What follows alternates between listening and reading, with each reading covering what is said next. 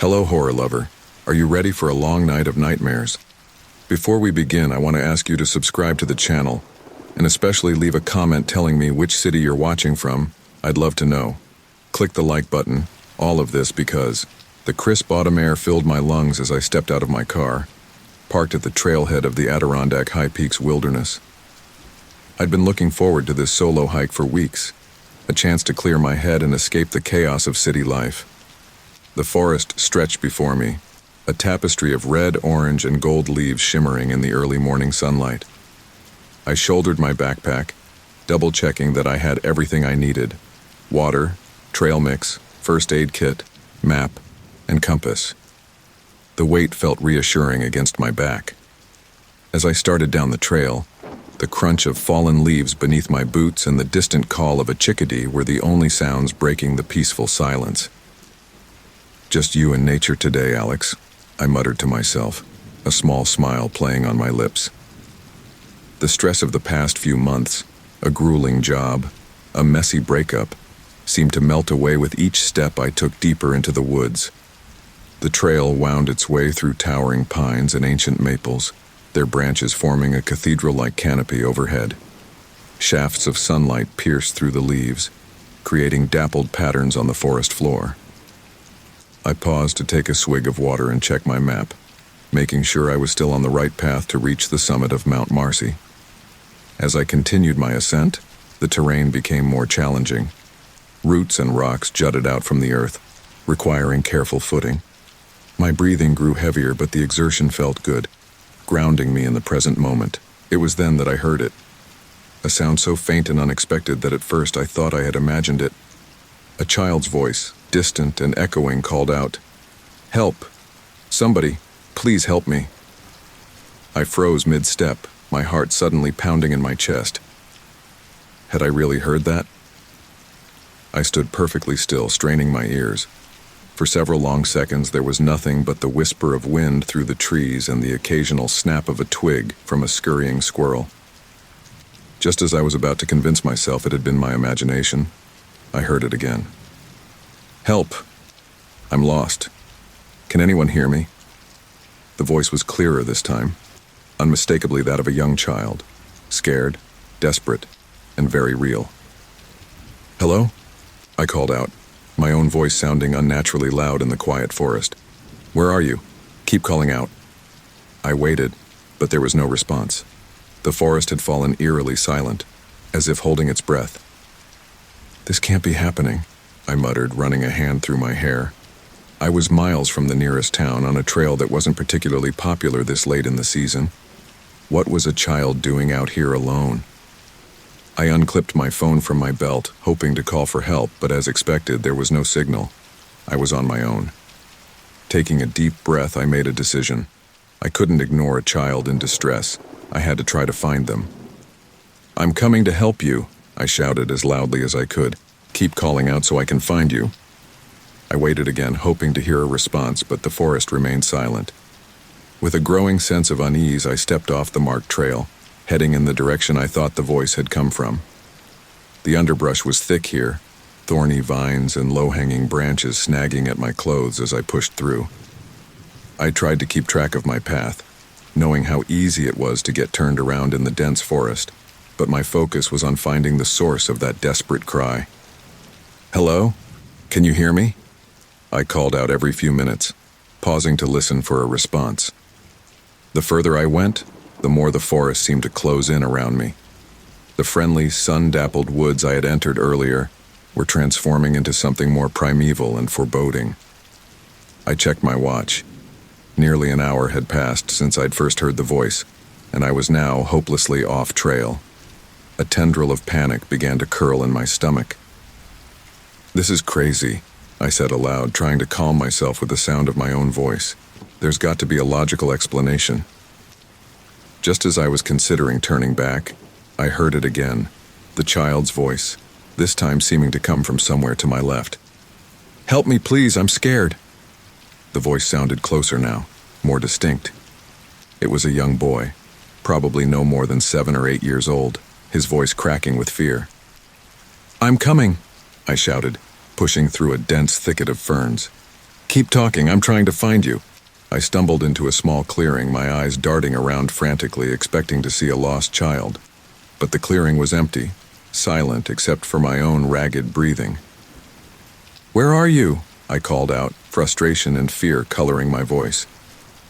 The response came immediately, but this time from behind me. "Help me." I whirled around, leaves crunching under my feet. There was nothing there but dense forest. "What the hell is going on?" I whispered, a chill running down my spine that had nothing to do with the cool autumn air. I took a step back, suddenly unsure. The voice I'd been following seemed to be coming from everywhere and nowhere at once. Was this some kind of trick? A prank? "Is anyone there?" I called out, trying to keep my voice steady. "This isn't funny. If someone's playing a joke, it needs to stop now." Silence was the only reply. Even the normal sounds of the forest, bird calls, rustling leaves, seemed to have faded away, leaving an oppressive quiet that pressed in on me from all sides. I pulled out my compass with shaking hands, trying to orient myself. But the needle spun wildly, refusing to settle on a direction. A bead of cold sweat trickled down my back. "Okay, Alex, think," I said to myself. "You need to get back to the trail. Just retrace your steps." But as I looked around, I realized with growing horror that I couldn't recognize anything. Every direction looked the same, an endless sea of trees and undergrowth with no sign of the path I'd taken. The light seemed to be fading, though my watch insisted it was only mid-afternoon.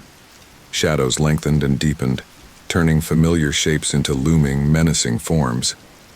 And then, one more time, I heard the voice. But this time it was different, closer, right behind me. "Help me, Alex," it whispered, no longer sounding like a child at all. I spun around, a scream catching in my throat. For a split second I thought I saw a figure standing among the trees. Small, indistinct, with eyes that reflected the fading light like a cat's. Then it was gone, leaving me alone in the gathering darkness, lost, confused, and terrified. My breath came in short, sharp gasps as the reality of my situation sank in. I was alone in the vast Adirondack wilderness. Night was falling, and something out there, something I couldn't explain, knew my name. As the last of the daylight faded, I fumbled for my flashlight with trembling hands. Its beam seemed feeble against the encroaching darkness, barely penetrating the thick undergrowth surrounding me. "Hello?" I called out one last time, my voice cracking. "Is anyone there?" Only the wind answered, whispering through the leaves with a sound almost like laughter.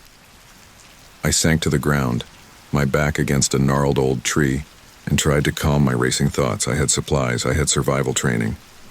I could make it through the night and find my way back in the morning. I just had to stay calm and think rationally. But as the night deepened and strange sounds began to emerge from the darkness around me, one thought kept circling in my mind. What had I stumbled into, and would I ever find my way out?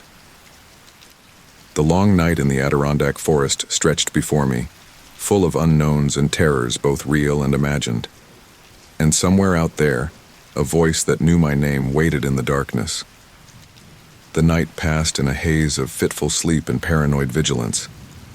Every snapping twig, every rustle of leaves sent my heart racing.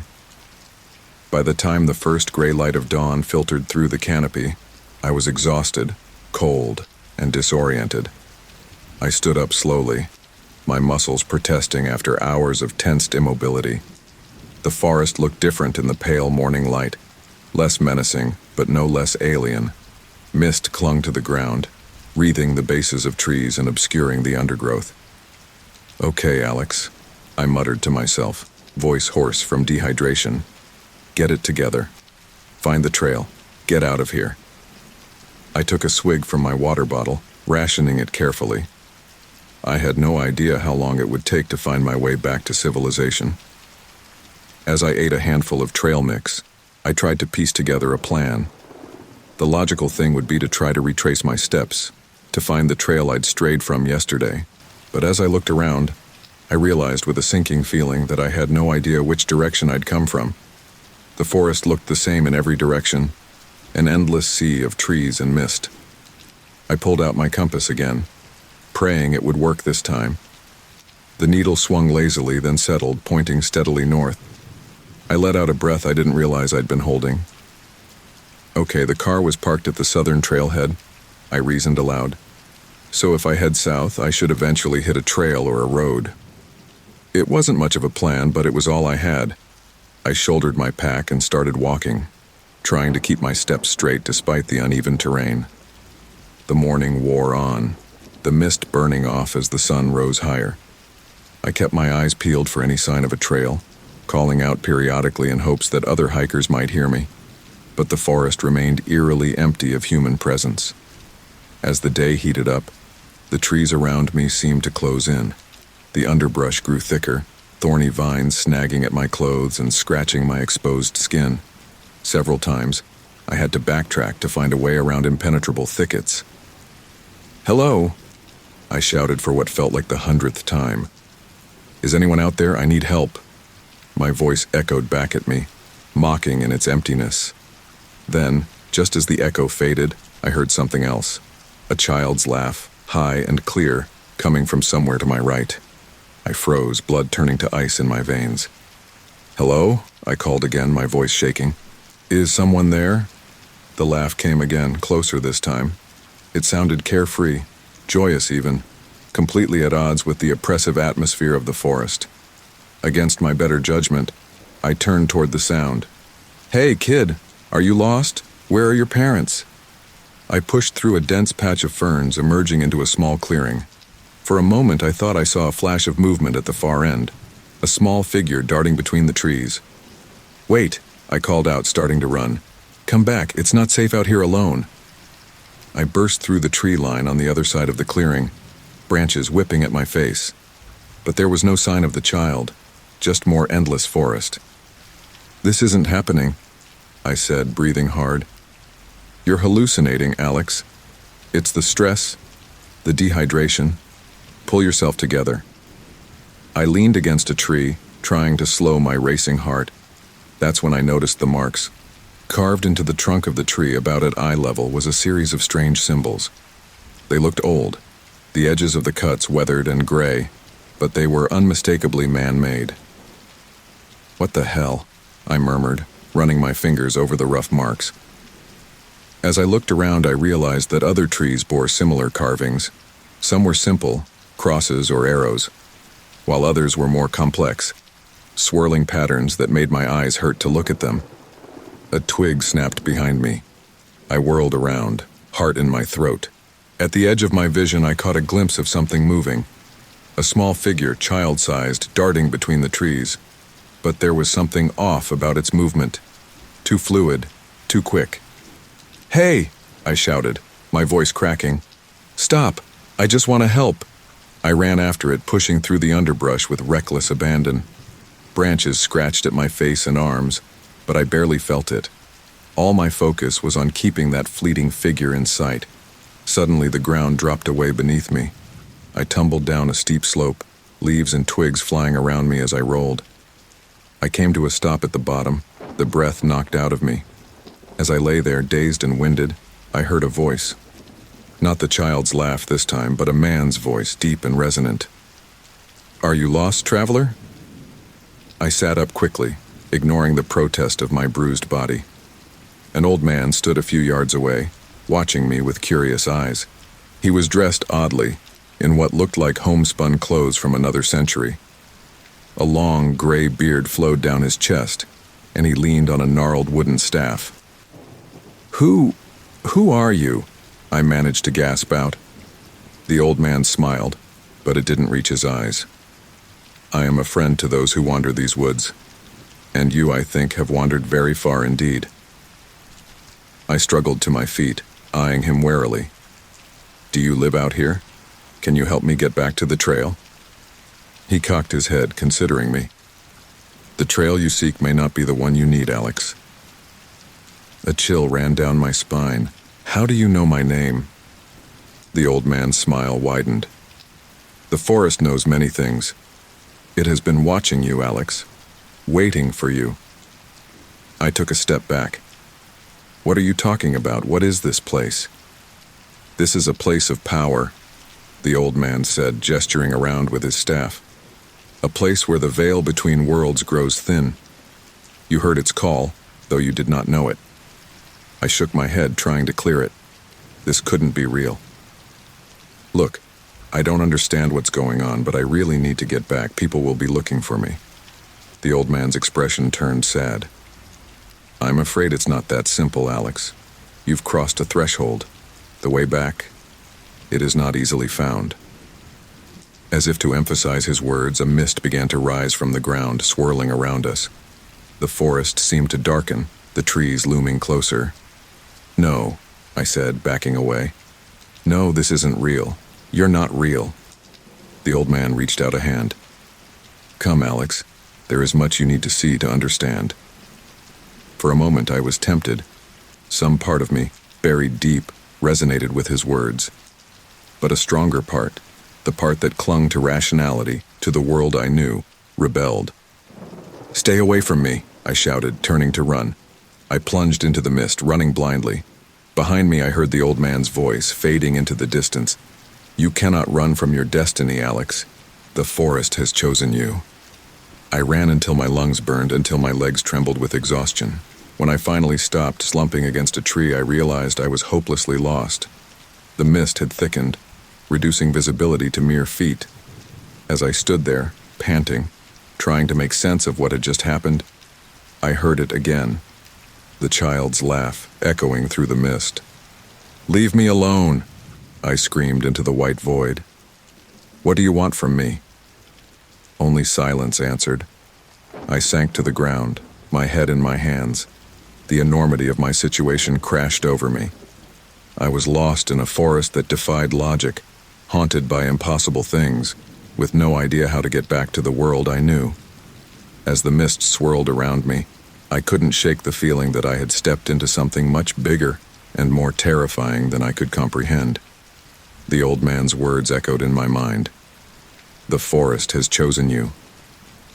What did that mean? And more importantly, would I survive long enough to find out? The mist thickened, the forest grew darker, and somewhere in the distance a child laughed. My journey into the unknown had only just begun. The mist clung to the forest like a shroud, muffling sound and distorting distance. I had no idea how long I'd been stumbling through this white void, but the light was fading fast. Night was falling, and with it came a bone-deep chill that seeped through my clothes and into my very core. My flashlight flickered weakly as I switched it on, its beam barely penetrating the thick fog. Shadows danced at the edge of the light, playing tricks on my increasingly panicked mind. Get a grip, Alex, I muttered, my voice hoarse from calling out. You've got to keep moving. Find shelter. Something. But every tree looked the same in the mist, every direction equally foreboding. I was running on empty, my water bottle long since drained, my stomach a gnawing pit of hunger. A twig snapped somewhere in the darkness beyond my flashlight's reach. I whirled around, heart pounding. Who's there? I called out, trying to keep the tremor out of my voice. Show yourself. Silence answered me, broken only by the soft patter of water droplets falling from leaves. Then, just as I was about to convince myself I'd imagined it, I heard it again, the child's voice more desperate than ever. Help me. Please, I'm scared. It sounded close, closer than it had ever been before. Without thinking, I plunged forward into the mist, towards the source of the cry. I'm coming, I shouted. Keep talking. I'll find you. I pushed through dense underbrush, branches whipping at my face, thorns tearing at my clothes.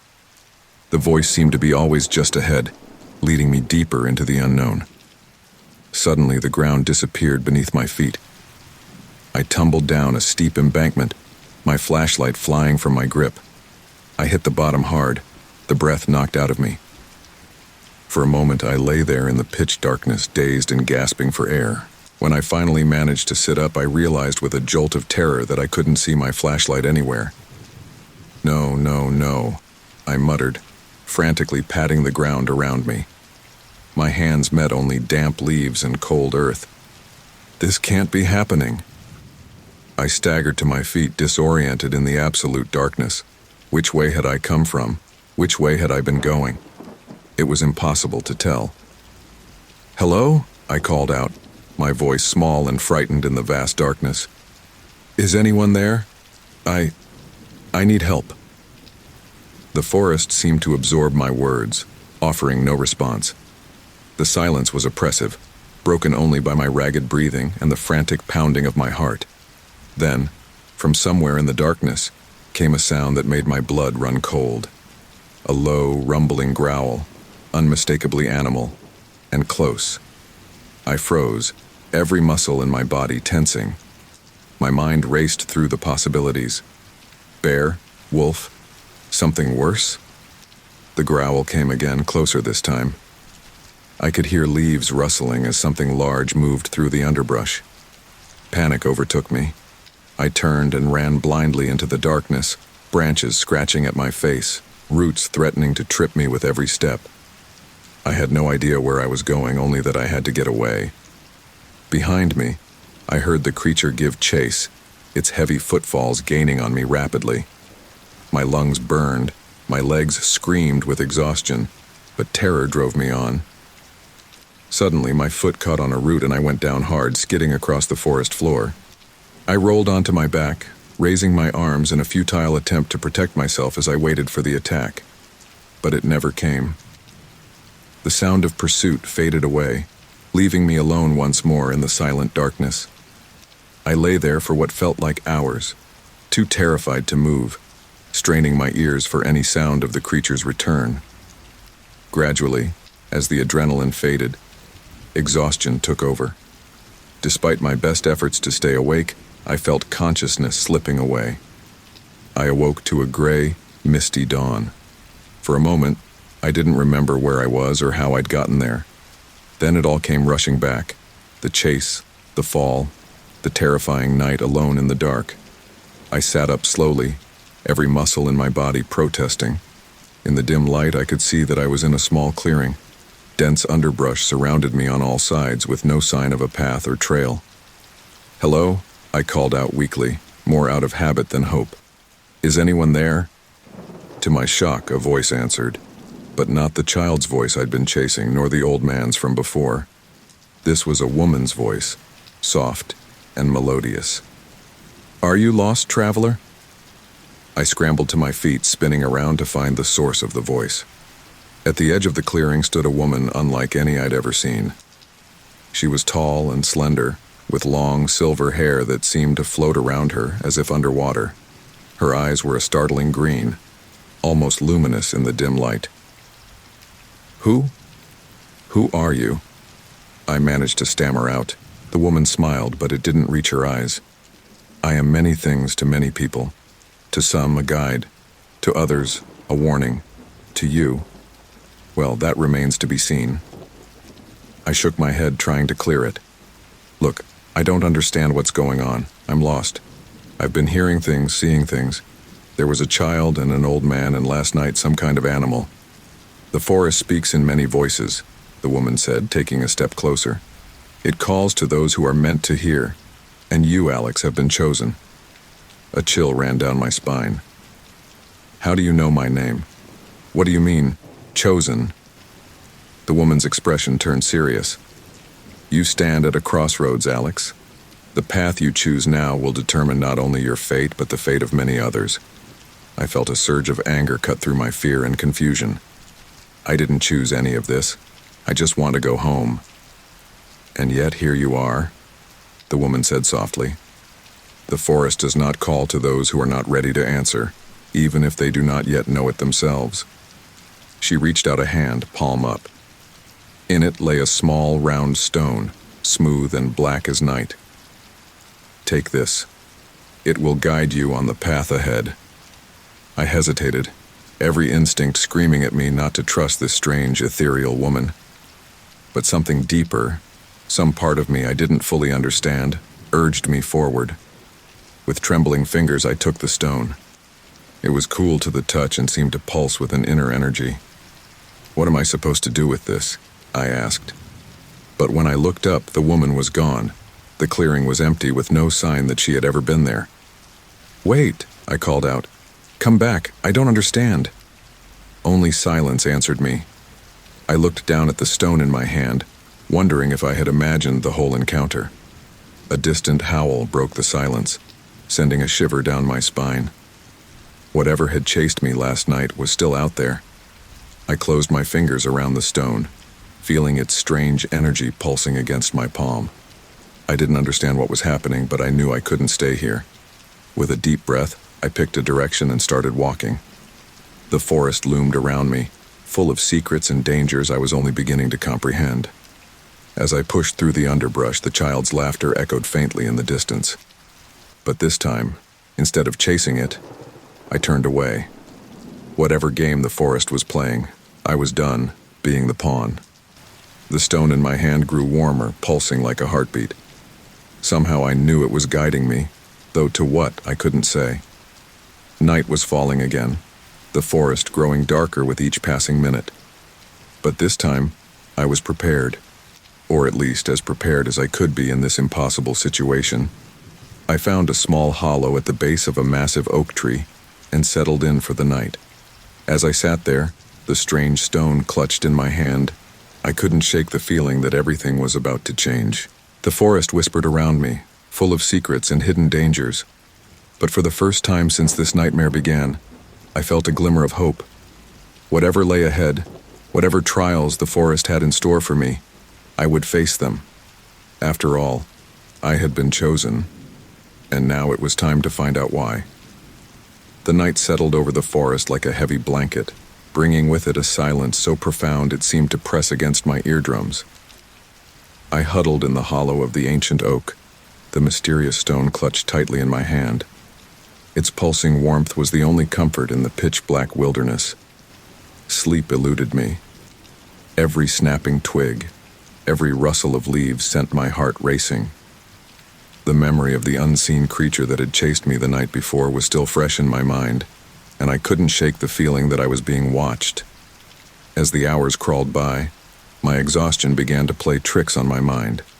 Shadows seemed to move at the edge of my vision, always disappearing when I turned to look directly at them. Whispers drifted on the night air, too faint to make out words, but unmistakably there. "You're losing it, Alex," I muttered to myself, pressing the heels of my hands against my eyes. "Pull yourself together." But when I opened my eyes again, I saw something that made my blood run cold. A pair of glowing eyes, floating in the darkness just beyond the hollow of my tree.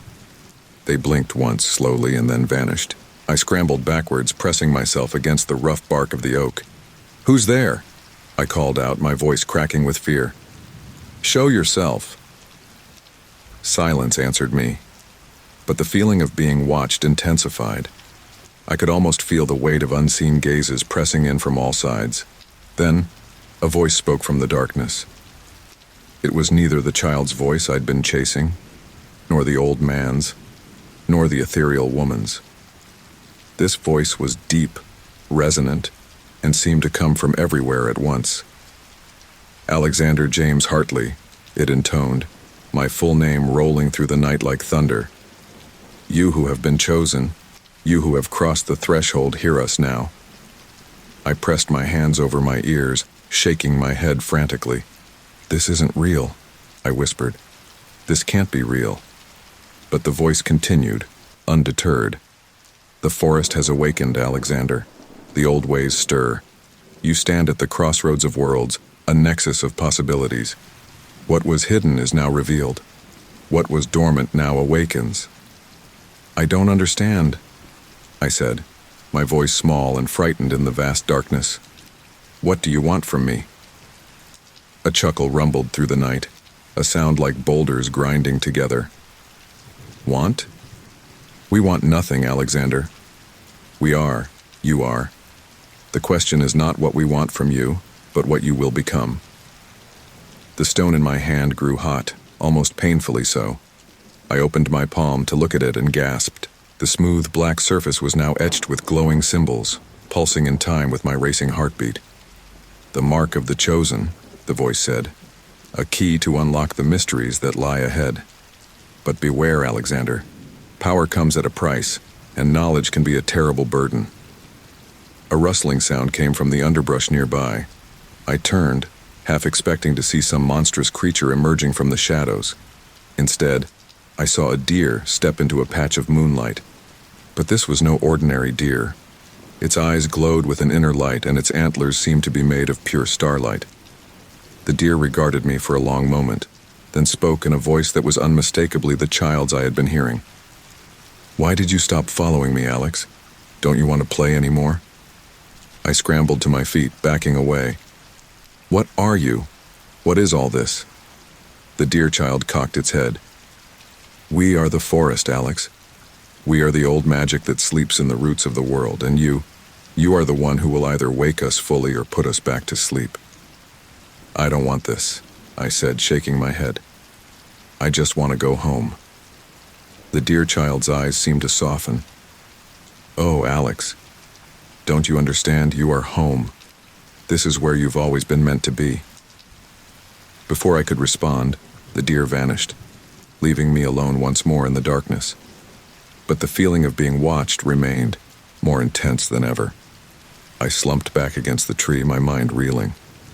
What was happening to me? Was I going mad? Or was all of this somehow real? As if in answer to my unspoken questions, the stone in my hand pulsed once, strongly. The symbols etched on its surface rearranged themselves, forming a pattern that tugged at the edges of my memory. "A map," I breathed, tracing the lines with my finger. Somehow I knew that's what it was. A map to something important. The voice spoke again, softer this time. "The path is revealed, Alexander, but the journey is yours to make. Choose wisely." With those words, the presence I had felt watching me vanished. The forest fell silent once more, but it was a different kind of silence now. Expectant. Waiting. I looked down at the stone map in my hand, then up at the star-strewn sky visible through the canopy of leaves. Dawn was still hours away, but I knew I wouldn't be sleeping anymore tonight. Instead, I began to prepare. I gathered what meager supplies I had left, a nearly empty water bottle, a few scraps of trail mix, my useless phone.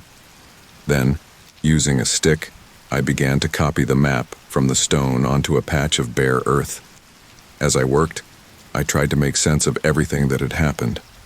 The child's voice, the old man, the ethereal woman, the deer child, the disembodied voice. Were they all aspects of the same entity? The forest itself, somehow alive and aware? And what did it mean that I had been chosen? Chosen for what? I thought back to my life before entering this forest. It seemed like a lifetime ago now. I had been, what?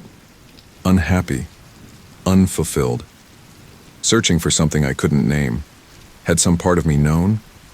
Had I somehow sensed the call of this place, even before I consciously decided to come on this hike? The sky was beginning to lighten with the first hints of dawn when I finished transcribing the map. I stood up, stretching my stiff muscles, and looked at my handiwork. The map showed a series of landmarks, a twisted tree, a ring of stones, a cave mouth, leading to a place marked with a symbol I didn't recognize but somehow understood to be important. "Well," I said to myself, my voice sounding strange after hours of silence, "I guess I know where I'm going next." As if in response, a breeze rustled through the trees, carrying with it the faint sound of distant laughter, not mocking this time, but encouraging. I shouldered my nearly empty pack, the stone map clutched tightly in my hand. Whatever lay ahead, whatever trials this sentient forest had in store for me, I would face them. As I set out, following the first landmark on my transcribed map, I couldn't shake the feeling that I was walking into the pages of a story, one where I was both the protagonist and the author. The forest path stretched before me, shrouded in morning mist and mystery. But for the first time since this strange journey began, I felt a sense of purpose. I had been chosen for better or worse. Now it was time to find out why. The whispers of the night faded as the day grew brighter, but their echoes remained in my mind. Whatever I had been before entering this forest, I knew I would never be that person again. I was Alexander James Hartley, the chosen one of the forest, and my real journey was only just beginning. The morning mist clung to the forest floor as I made my way through the dense undergrowth, following the cryptic map etched into the stone. My muscles ached from days of wandering, and hunger gnawed at my stomach. The last of my trail mix was gone, and I'd been reduced to chewing on bark and leaves that I hoped weren't poisonous. As I pushed through a particularly thick patch of ferns, the stone in my hand pulsed warmly. I looked up, squinting through the trees, and saw something that made my heart leap, a structure, man-made and solid, peeking through the foliage. "Finally," I muttered, quickening my pace. "Please be real. Please be real." As I drew closer, the building came into full view. It was a cabin, old and weathered, its wooden walls gray with age. Vines crept up the sides, and the roof sagged ominously, but it was undeniably real. I approached cautiously, years of horror movies flashing through my mind. "Hello?" I called out. "Is anyone there?" Only silence answered me. I climbed the creaking steps to the porch, wincing at every groan of wood beneath my feet. The door hung slightly ajar, swaying gently in the breeze. Taking a deep breath, I pushed it open. "Hello? I'm coming in. I don't mean any harm." The interior of the cabin was dim and musty. Dust motes danced in the shafts of sunlight that penetrated the grimy windows. It was a single room, sparsely furnished with a bed, a table, and a few chairs. A stone fireplace dominated one wall, cold ashes filling the grate. My eyes were drawn to the table. A faded photograph in a tarnished frame sat there, along with a leather-bound book. My breath caught in my throat as I approached. The photo showed a family, a man, a woman, and a young boy, maybe 7 or 8 years old. They were smiling, standing in front of this very cabin, but something about their eyes seemed off. I picked up the frame, wiping away the dust with my thumb. The boy's face was hauntingly familiar. With a jolt, I realized why. It was the same face I'd glimpsed fleetingly in the forest, the source of the child's voice that had lured me deeper into this nightmare. "What the hell is going on here?" I whispered, setting the photo down with shaking hands. I turned my attention to the book. It was a journal, its pages yellowed with age. I opened it carefully, afraid it might crumble in my hands. The first entry was dated over 50 years ago. May 15th, 1972. "We've finally done it. After years of searching, we found the nexus point. The forest welcomed us, guided us to this cabin. Michael says he can hear it whispering to him at night. Rebecca is worried, but I know this is our destiny. The boy is the key." I flipped through the pages, my heart racing. The entries became increasingly erratic, filled with rambling descriptions of rituals and strange symbols that made my head hurt to look at. A noise from outside made me jump. I spun around, half expecting to see the ghostly family from the photograph standing in the doorway. But there was nothing there. I turned back to the journal, flipping to the last entry. October 31st, 1972. "It's happening tonight. The veil is thin and the forest is singing. Michael is ready. God forgive us for what we're about to do." The page was stained with what looked disturbingly like dried blood. "Jesus," I muttered, closing the book. "What happened here?" As if in answer, a child's laugh echoed through the cabin. I whirled around, my heart pounding. "Who's there? Show yourself." The laughter came again, closer this time. A shadow darted past the window, too quick for me to make out clearly. "Stop playing games," I shouted, anger overriding my fear. "What do you want from me?" Suddenly, the temperature in the cabin dropped dramatically. My breath fogged in the air, and frost began to form on the windows. The child's voice spoke, but it wasn't coming from any particular direction. It seemed to emanate from the very walls of the cabin. "You came," it said, a mixture of joy and sorrow in its tone. "After all this time, you finally came." I clutched the stone map tightly, its warmth the only comfort in the freezing room. "Who are you? What is this place?" "I am what's left," the voice replied. "The echo, the memory, the unfinished ritual. And you, Alexander James Hartley, are the one who will complete what was started here 50 years ago." The journal on the table flipped open on its own, pages turning rapidly before settling on an entry I hadn't seen before. As I watched, words began to appear on the blank page, written by an unseen hand. "The chosen one will come, bearing the stone of ages. In him, the blood of the forest flows. Through him, the veil will be lifted, and the worlds will be one." I backed away from the table, shaking my head. No, I don't want any part of this. I just want to go home." "Oh, Alex," the child's voice said, sad and ancient all at once. "Don't you understand? This is your home. It always has been. You were born for this moment." The cabin began to shake, dust and debris raining down from the rafters. The photo on the table rattled, then flew across the room, shattering against the wall. But instead of glass and wood, it exploded into a swarm of butterflies that swirled around me in a dizzying vortex. "Remember, Alex," the voice urged. "Remember who you are. Remember why you came." And suddenly, I did remember. Flashes of a life I'd never lived, or had I, burst behind my eyes. A childhood spent in this very forest learning its secrets. Parents who were more than human, who had sacrificed everything for a greater purpose. A destiny I'd run from, buried deep in my subconscious, until the forest had called me back. I fell to my knees, overwhelmed by the flood of memories. "It's true," I gasped. "It's all true. I'm the boy in the photo, but how? How is this possible?" The butterflies coalesced, forming the shape of a young boy. Me, as I had been 50 years ago. He smiled, a smile tinged with both innocence and ancient wisdom. "Time works differently here in the heart of the forest," I said. "What was, what is, and what will be, they're all the same. You've been wandering for 50 years, Alex, lost in the space between moments. But now you're back. Now you can finish what our parents started." I stood on shaky legs, my mind reeling. And what exactly did they start? What am I supposed to do? The boy me gestured to the stone in my hand. "Follow the map. It will lead you to the heart of the forest, to the nexus point where all realities converge.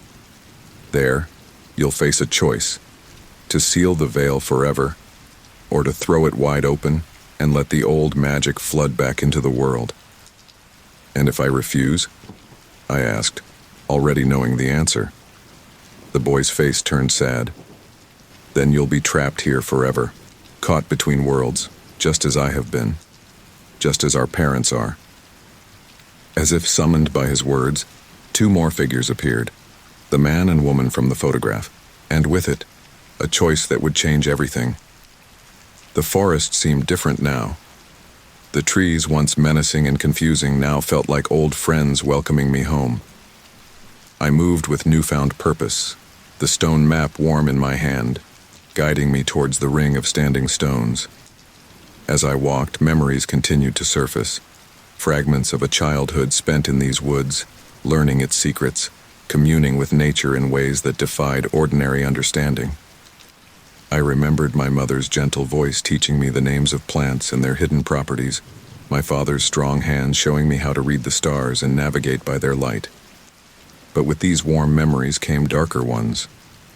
Hushed arguments between my parents, worry lines etching deeper into their faces as I grew older.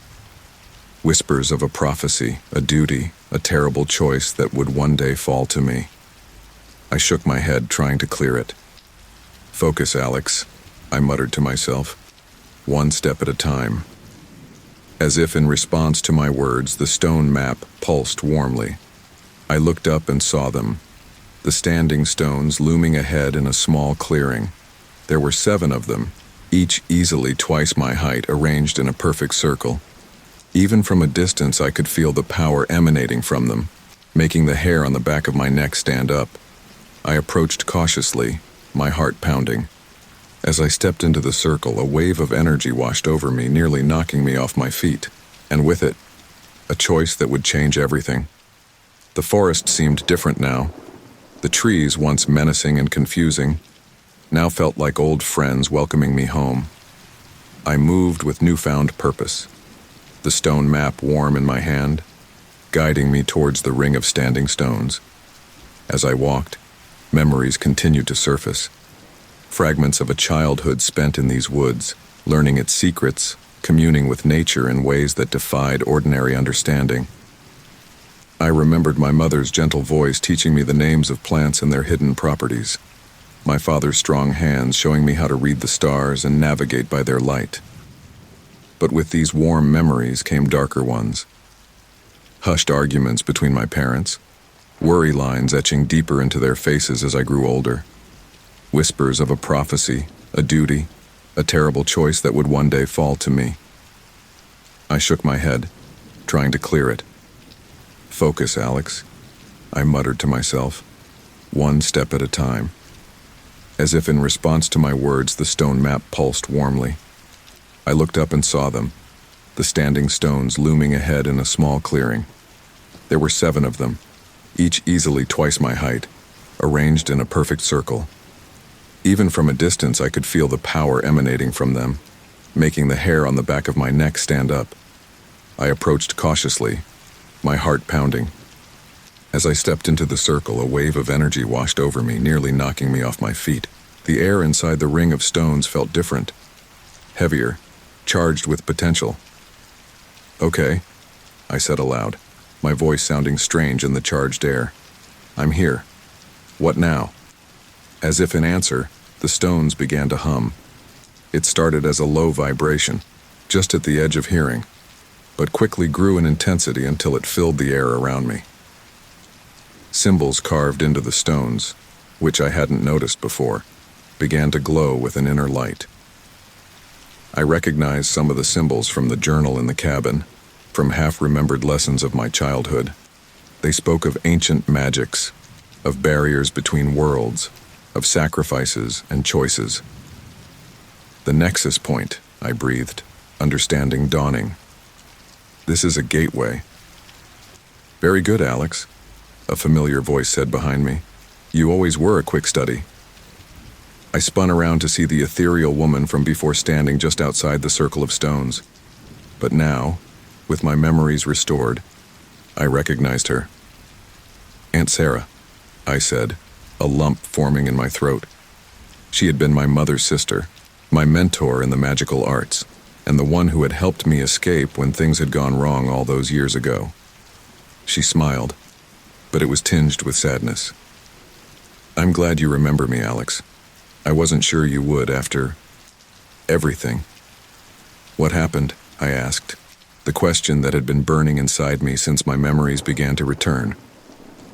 "That night, the ritual, it all went wrong, didn't it?" Sarah nodded, her form shimmering slightly in the strange light of the standing stones. "Your parents, they thought they were doing the right thing. The veil between worlds was thinning, the old magics fading. They believed that by performing the ritual, they could stabilize things, keep the balance."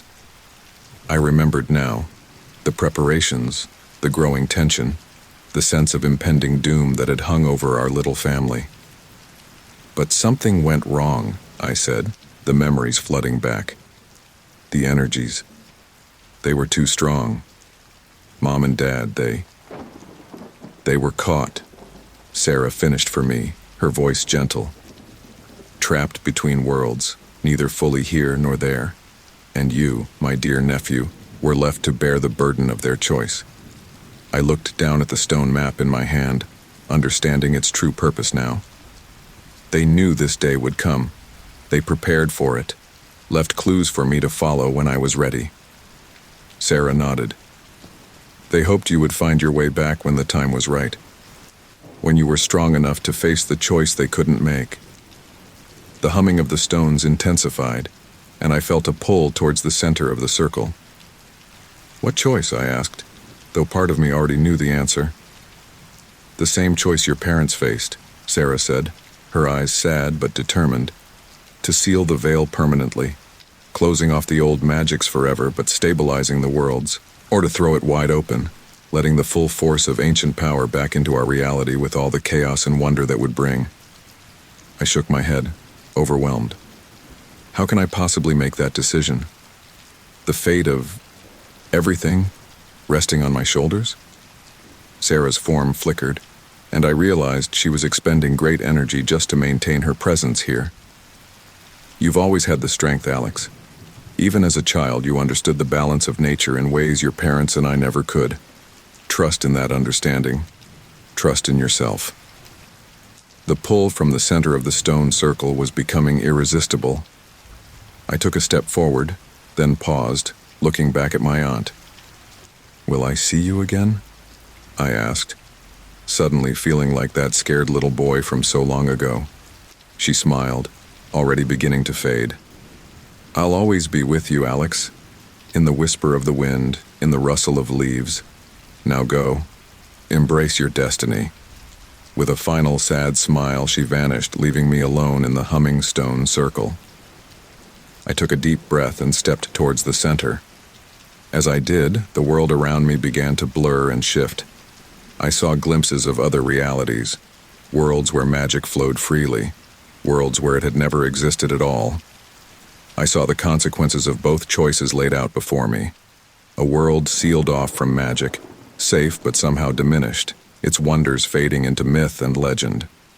A world bursting with arcane energy, filled with marvels and terrors beyond imagination, where the old gods walked again and nothing would ever be the same. The power built around me, waiting for my decision. I thought of my parents, trapped between worlds, of Aunt Sarah sacrificing herself to guide me, of the forest, ancient and alive, waiting to see what I would choose.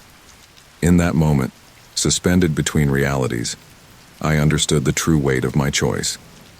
It wasn't just about magic or balance or even saving my family. It was about the very nature of our world and all the worlds connected to it. I closed my eyes, reaching deep inside myself, seeking the wisdom I'd always carried but never fully understood. The stone map in my hand grew hot, then crumbled to dust, its purpose fulfilled. When I opened my eyes, I knew what I had to do. With a deep breath, I raised my hands, channeling the energy swirling around me. The standing stones blazed with light, responding to my will. Reality itself seemed to hold its breath, waiting for my choice. In that suspended moment, I made my decision. Not to seal the veil, not to throw it open, but to do something my parents had never considered. Something only I, with my unique understanding of balance, could accomplish. I began to weave the energies together, creating a new kind of barrier. Permeable, flexible, allowing the old magics to flow once more, but in a controlled, sustainable way. A living veil that would grow and adapt, maintaining the balance between worlds without cutting them off entirely. As I worked, I felt the presence of my parents, of Aunt Sarah, of all those who had come before, lending me their strength. The forest itself seemed to sing around me, approving of my choice. With a final surge of power, the new veil snapped into place. The standing stones flared brilliantly, then settled into a soft, pulsing glow. I felt the change ripple out from the circle, spreading across the world, across all worlds. As the energies settled, I sank to my knees, exhausted but exhilarated. I had done it. I had found a third way, a path of balance and hope. The humming of the stones faded to a gentle whisper. In the newfound quiet, I heard familiar voices. "Alex?" My mother's voice, no longer ghostly but warm and real. "Son," my father, pride evident in his tone. I looked up to see them standing before me, no longer trapped between worlds but fully present. Aunt Sarah was there too, smiling through tears of joy. "You did it," my father said, helping me to my feet. "You found the way." My mother embraced me, her touch as comforting as I remembered. "We're so proud of you, Alex. You've given all the worlds a chance at a new beginning." As we stood there, reunited at last, I felt the forest stirring around us. New life, new magic was already beginning to bloom. The air tingled with possibilities. I looked at my family, then out at the awakening forest. "What happens now?" I asked. Aunt Sarah laughed, a sound of pure joy. "Now, my dear nephew, the real adventure begins. There's a whole new world out there, waiting for us to explore it." Hand in hand with my long-lost family, I stepped out of the stone circle and into a world reborn. The forest path stretched before us, familiar yet new, filled with wonders waiting to be discovered. Whatever challenges lay ahead, I knew I was ready to face them, for I was Alexander James Hartley, the one who had restored the balance, the bridge between worlds, and my journey was only just beginning. The world around me pulsed with newfound energy, the forest alive in ways I had never experienced before. It had been days since I made my choice at the Standing Stones, reweaving the fabric of reality. My family and I had been exploring this reborn world, marveling at the changes and challenges that came with the restored balance of magic. But something wasn't right. As we trekked through the lush undergrowth, flashes of memory kept assaulting me, glimpses of a life I didn't recognize, yet felt intimately familiar. "Alex?" My mother's voice cut through my reverie. "Are you all right? You look pale." I shook my head, trying to clear it. "I'm fine, Mom. Just remembering things. Strange things." My father exchanged a worried glance with Aunt Sarah. "What kind of things, son?" Before I could answer, a searing pain lanced through my head. I stumbled, falling to my knees as images flooded my mind. A modern apartment, cluttered with books and papers. A computer screen, filled with half-written code. A photograph of me, older, wearing glasses, standing next to a woman I didn't recognize. "Alex!" My family's voices seemed distant as the vision overtook me. I saw myself, but not as I was now. I was older, tired-looking, sitting in a therapist's office. "Tell me again about these dreams, Alex," the therapist was saying. "They're so real," my other self replied. "I'm in this forest and I have these powers. My family is there, but they're different, magical, and I'm supposed to save the world, or all worlds, or something." The therapist nodded sympathetically. "And how long have you been having these dreams?" "Since the accident," my other self said. "Since I lost them." The vision shifted, and I saw a car, crumpled and smoking on the side of a rain-slicked road. Emergency lights flashed, and I heard myself screaming. "Alex, come back to us," I gasped, the real world snapping back into focus. I was on the forest floor, my family gathered around me with concerned faces. "What happened?" Aunt Sarah asked, helping me sit up. "You were mumbling about an accident, about losing someone." I looked at them, really looked at them, and for the first time I saw the shimmer of unreality around their edges. The pieces started to fall into place, and a terrible suspicion began to form in my mind. "This isn't real, is it?" I said, my voice barely above a whisper. "None of this is real." My mother reached out to touch my face, but I flinched away. "Of course it's real, sweetheart. You're just confused from the magical energies." "No," I cut her off, struggling to my feet. "No, I remember now. There was an accident. A car accident. You and Dad. You died. 5 years ago." The forest around us seemed to flicker like a faulty television signal.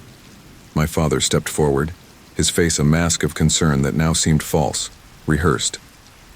"Son, you're not making sense. We're right here."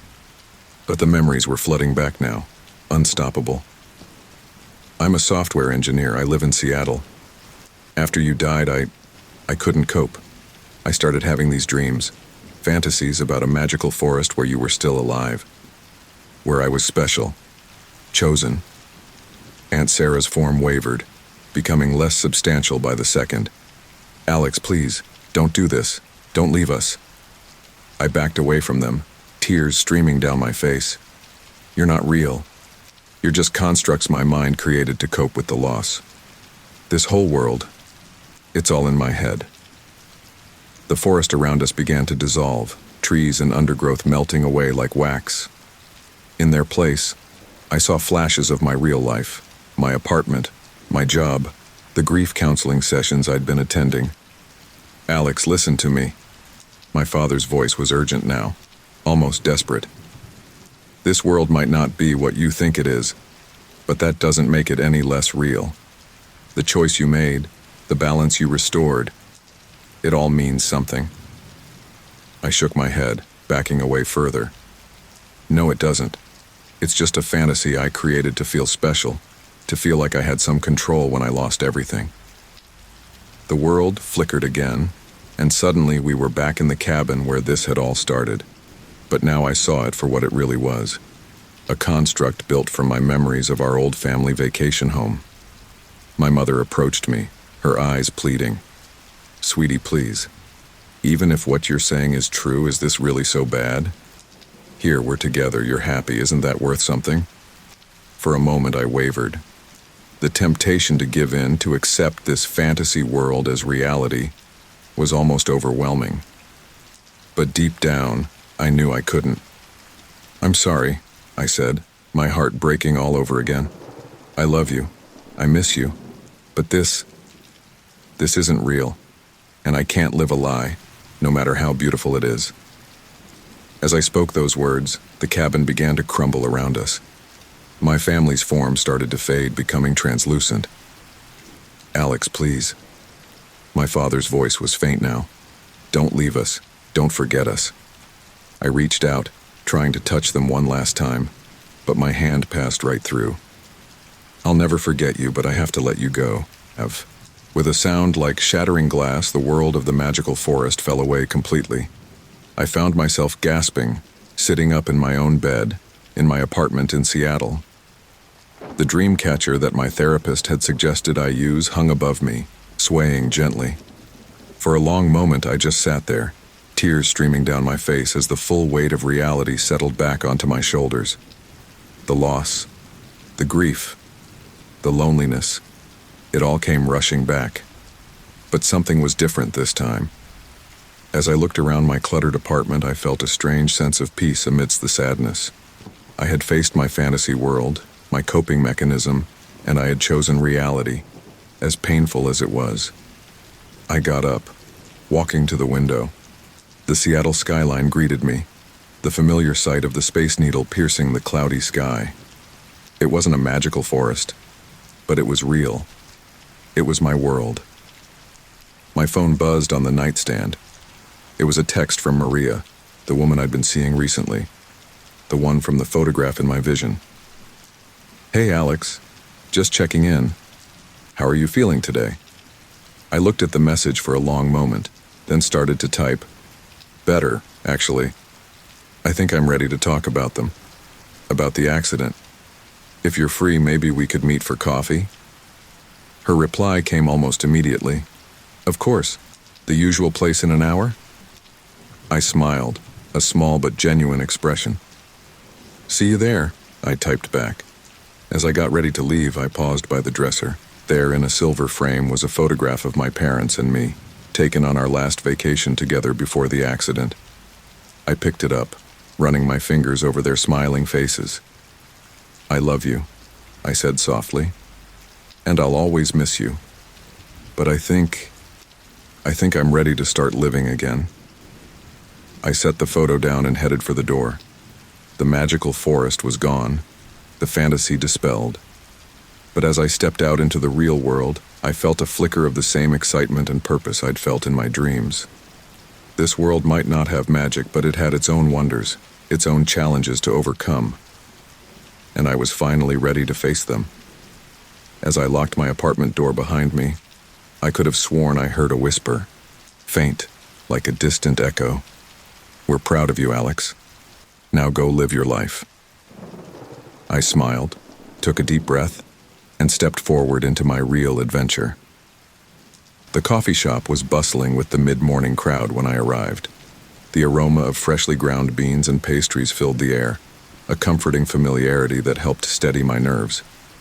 I spotted Maria at our usual table by the window, her dark hair pulled back in a messy bun, fingers tapping nervously on her cup.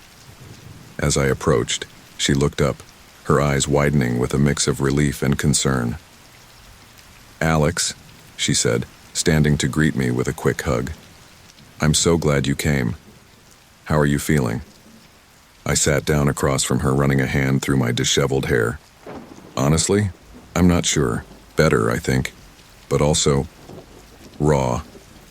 Like I've been turned inside out." Maria nodded sympathetically, pushing a second cup towards me. "I ordered your usual. I figured you could use the caffeine." "Thanks," I said, wrapping my hands around the warm mug. The heat grounded me, a reminder that this was real, not another vivid dream.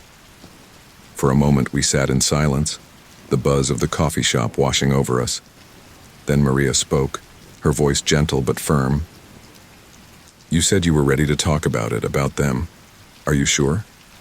I took a deep breath, steeling myself. "Yeah, I think I am. I had another dream last night, but this time it was different." As I recounted the events of my dream, the magical forest, my parents, the revelation that it was all a fantasy, Maria listened intently, her brow furrowed in concentration. When I finished, she reached across the table, squeezing my hand. "Alex, that's a big step. Recognizing the fantasy for what it was, choosing to face reality, that takes incredible strength." I nodded, feeling a lump form in my throat. It was the hardest thing I've ever done. Saying goodbye to them again, even knowing they weren't real, it felt like losing them all over again. "But you did it," Maria said, her eyes shining with pride. "You chose to live in the real world, with all its pain and uncertainty. That's incredibly brave." I managed a small smile, taking a sip of my coffee. "I don't feel brave. I feel lost. For so long that fantasy world was my coping mechanism. Now that it's gone, I'm not sure who I am anymore." Maria leaned back, considering me for a moment. "Maybe that's not such a bad thing, Alex. Maybe this is your chance to rediscover yourself, to figure out who you want to be without the weight of that fantasy holding you back." As her words sank in, I felt a spark of something I hadn't experienced in years: hope. But before I could respond, a commotion near the counter caught our attention. A man was arguing loudly with the barista, his voice rising with each word. "I said no foam. Is that so hard to understand? Are you all incompetent?" The barista, a young woman barely out of her teens, looked close to tears. "I'm sorry, sir. I can remake it for you." "Don't bother," the man snapped, slamming his cup down on the counter. Coffee splashed over the sides, narrowly missing the barista. "I'll take my business elsewhere." As he turned to storm out, I felt something shift inside me. Without thinking, I stood up, stepping into his path. "Hey," I said, my voice steadier than I felt. "That's enough." The man glared at me, his face flushed with anger. "Mind your own business, pal. This doesn't concern you." I stood my ground, surprising myself with my own resolve. "Actually, it does. We all have bad days, but that doesn't give you the right to treat people like that." Apologize to the barista. The man's eyes widened in disbelief, then narrowed dangerously. "Who the hell do you think you are, some kind of hero?" The word hero hit me like a physical blow, echoing the fantasies I'd been living in for so long. But this wasn't a magical forest. This was the real world, and in the real world sometimes you had to stand up for what was right. "No," I said, meeting his gaze. "I'm just someone who's tired of seeing people be cruel to each other. Now apologize or leave. Your choice." For a tense moment, I thought he might take a swing at me. But then something in his posture changed. The anger seemed to deflate out of him, replaced by a look of shame. I'm sorry," he muttered, not meeting my eyes. Then louder, to the barista, "I'm sorry. That was uncalled for. Please remake the drink, I'll wait." As the man stepped aside, the tension in the coffee shop dissipated. The barista shot me a grateful look as she set about remaking the drink. I returned to our table, where Maria was staring at me with a mix of shock and admiration. "Alex, she said as I sat down. I've never seen you do anything like that before. I let out a shaky breath, adrenaline still coursing through my veins. Neither have I. I don't know what came over me. Maria reached out, taking my hand again. I do. That was the real you, Alex. Not the fantasy hero from your dreams, but a real person standing up for what's right in the real world. Her words hit me hard, and suddenly I felt tears welling up in my eyes. I've been hiding for so long, I said, my voice barely above a whisper. Hiding in my fantasies, in my grief. I forgot what it felt like to actually live. But you're not hiding anymore, Maria said, her voice full of warmth. You're here, in the real world, making a difference. It might be small, but it's real. And that's what matters. As we sat there, the bustling coffee shop around us, I felt something shift inside me. The grief was still there, a dull ache in my chest that I knew would never fully go away. But alongside it was something new, a sense of purpose, of being present in my own life. So, Maria said after a moment, a small smile playing on her lips. What does the real Alex want to do now? I considered the question, really considered it, for what felt like the first time in years. I think I want to start living again. Really living. Not just going through the motions. And what does that look like? She prompted gently. I took a deep breath, ideas suddenly flooding my mind. I want to get back into rock climbing. Remember how I used to talk about that? And maybe I could volunteer at a grief counseling center, use my experience to help others. Maria's smile widened. That sounds wonderful, Alex. And what about work? You've been talking about feeling unfulfilled at your current job for a while now. I nodded, feeling a surge of excitement. You're right. Maybe it's time for a change there too. I've always been interested in developing apps for mental health support. Maybe I could look into that. As we continued to talk, making plans and exploring possibilities, I felt more alive than I had in years. The magical forest of my dreams had been a beautiful fantasy, but it paled in comparison to the potential of the real world stretching out before me. When we finally left the coffee shop hours later, the Seattle afternoon was typically gray and drizzly, but to me, it looked beautiful, full of life and possibility. Thank you, I said to Maria as we stood under the awning. For everything. For not giving up on me. She smiled, reaching up to brush a strand of hair from my face. I always knew the real Alex was in there somewhere. I'm just glad he's finally decided to join us. As we parted ways, I took a moment to look up at the sky, feeling the light rain on my face. In that moment, I could almost hear my parents' voices, not from some fantasy world, but from my memories. We're proud of you, son. Now go live your life. And for the first time in a long time, I felt ready to do just that. The road ahead wouldn't be easy, but it would be real. And that made all the difference. 6 months had passed since that pivotal day in the coffee shop. The Seattle autumn had given way to a crisp winter, and now spring was in the air, bringing with it a sense of renewal that mirrored my own journey. I stood at the base of a climbing wall, chalk dust on my hands, harness secure around my waist. The familiar scent of rubber and sweat filled my nostrils, bringing back memories of happier times. You ready for this, Alex? My climbing partner, Jake, called from above. He was already halfway up the wall, his lean form stretched out as he reached for the next hold.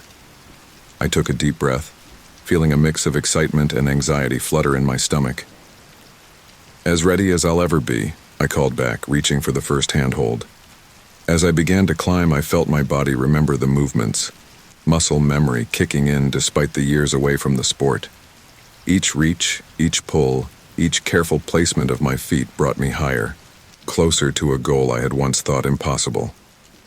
Halfway up the wall, I paused, looking down at the ground below. The height that would have once filled me with paralyzing fear now exhilarated me. I wasn't just conquering the wall.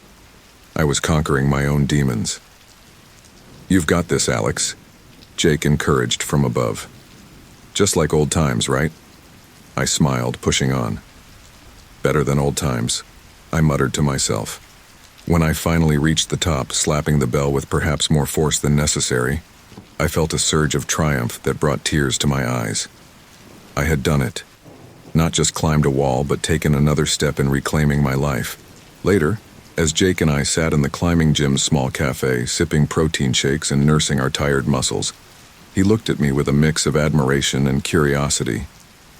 "I gotta say, man, when you called me up after all these years, asking to climb again, I wasn't sure what to expect, but you're like a whole new person."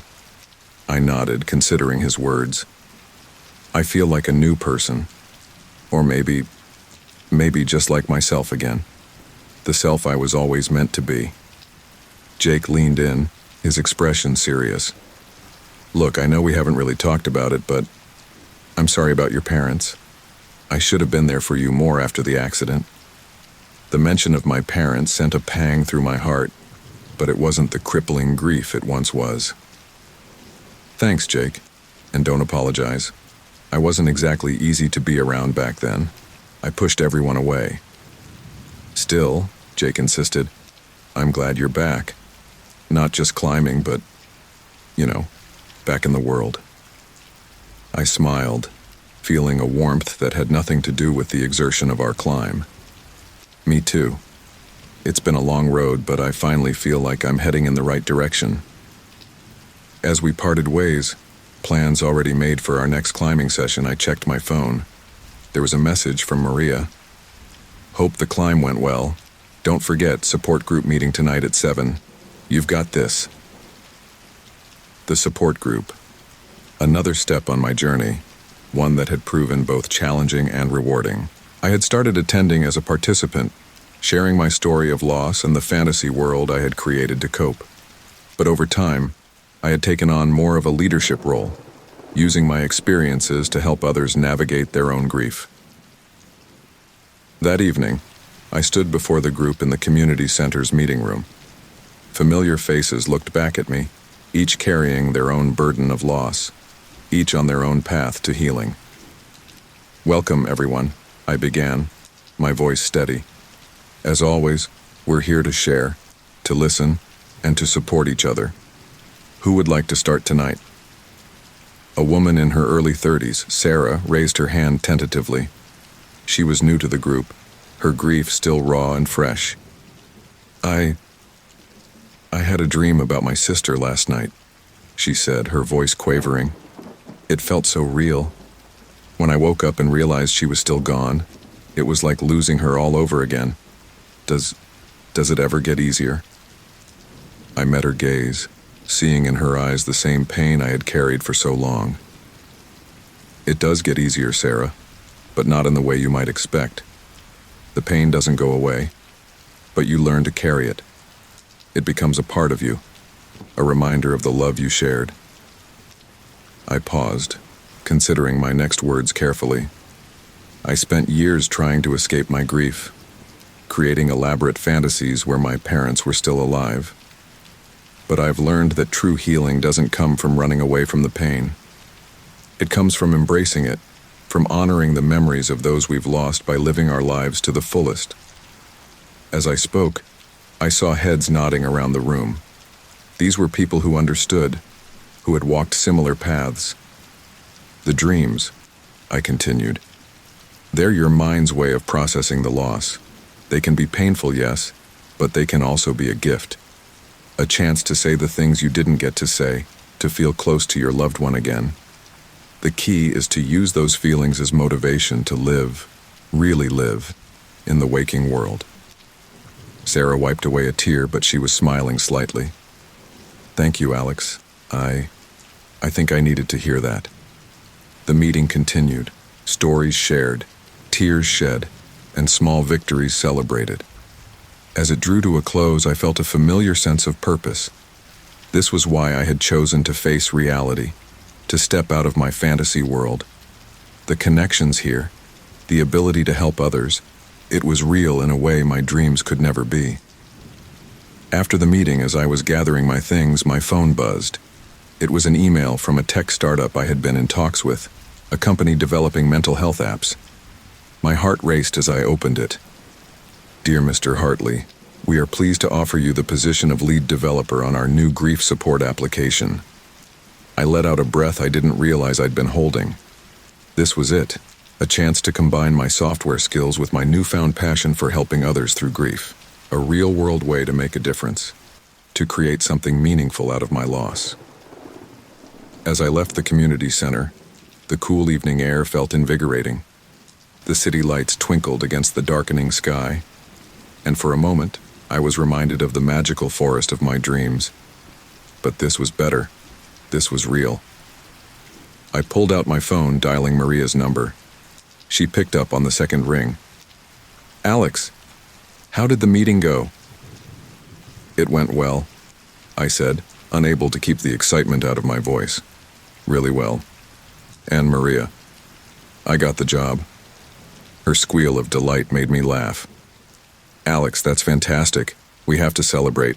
Dinner tomorrow night? Absolutely, I agreed. But first, I think there's somewhere I need to go. She was quiet for a moment, understanding dawning in her voice. The cemetery? Yeah, I said softly. I think it's time I paid them a real visit. No fantasies, no running away. Just me, saying hello to my parents. Do you want me to come with you? She offered. I considered it, then shook my head, even though she couldn't see me. No, I think this is something I need to do on my own. But maybe you could meet me after? We could take a walk in the park, watch the sunset. I'd like that, Maria said warmly. I'm proud of you, Alex. You've come so far. As we said our goodbyes, I turned my steps towards the cemetery. The path ahead was clear, real, and full of possibility. The magical forest of my dreams had served its purpose, helping me survive when reality was too painful to bear. But now it was time to fully embrace the world around me, with all its joys and sorrows. As I walked, I could almost hear my parents' voices on the breeze, not from some fantasy world, but from my memories. We're always with you, Alex.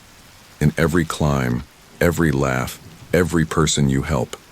Now go live your life. Really live it. And that's exactly what I intended to do.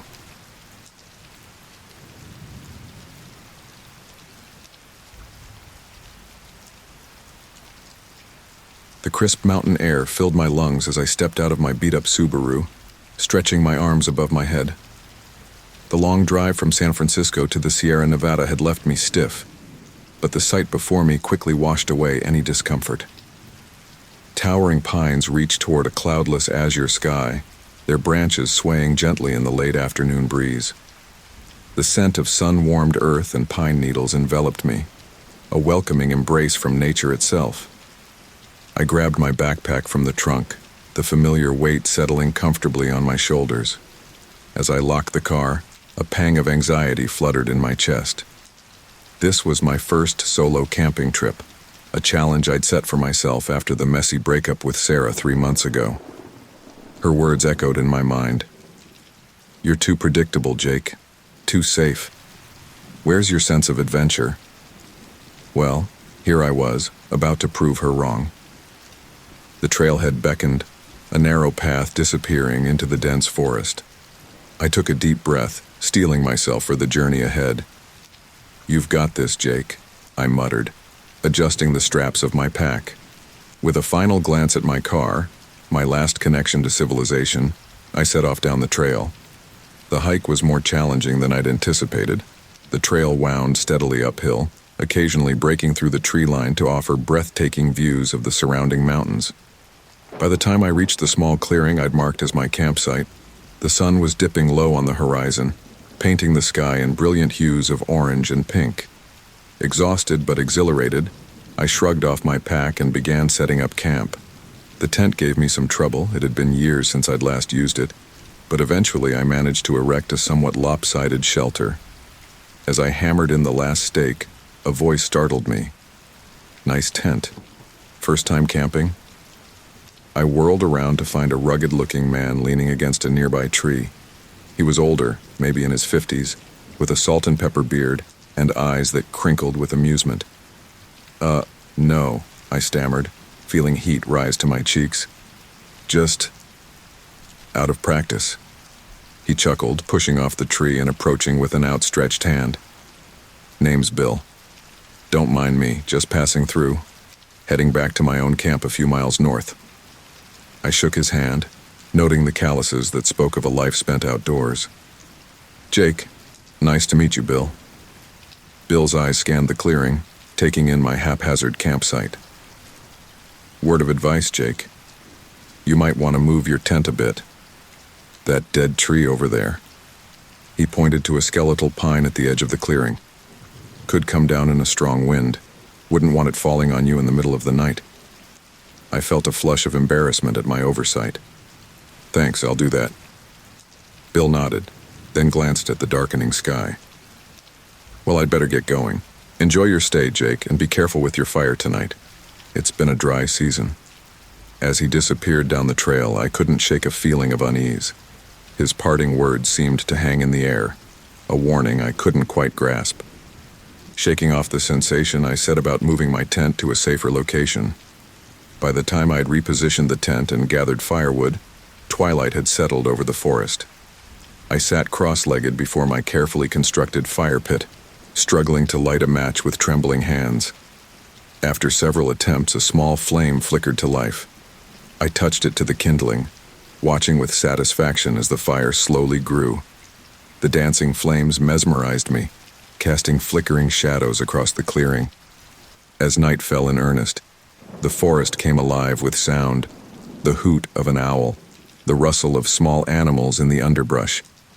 I pulled out my camp stove and a packet of dehydrated pasta, determined to have a hot meal before turning in. As I waited for the water to boil, I found myself talking aloud, the sound of my own voice oddly comforting in the vast wilderness. See, Sarah, I can do adventure. I can be spontaneous.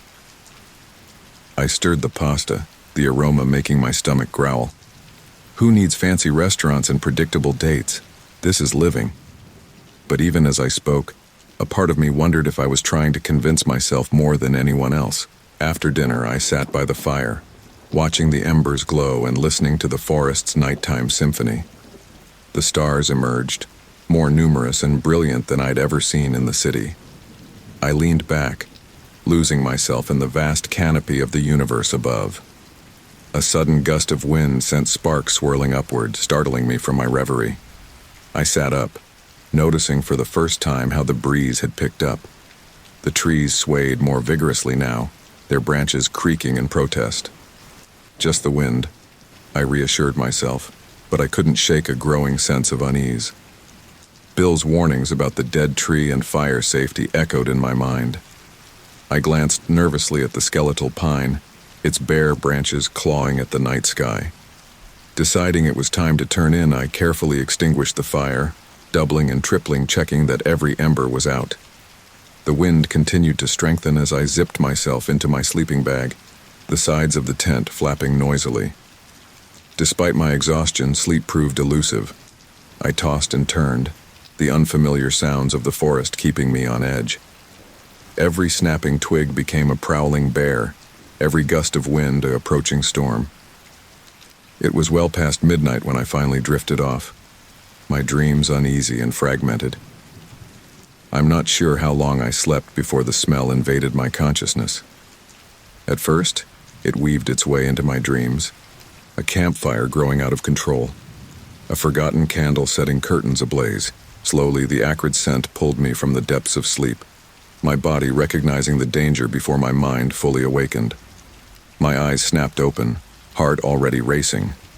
The interior of the tent was still dark, but an odd flickering orange light seeped through the fabric.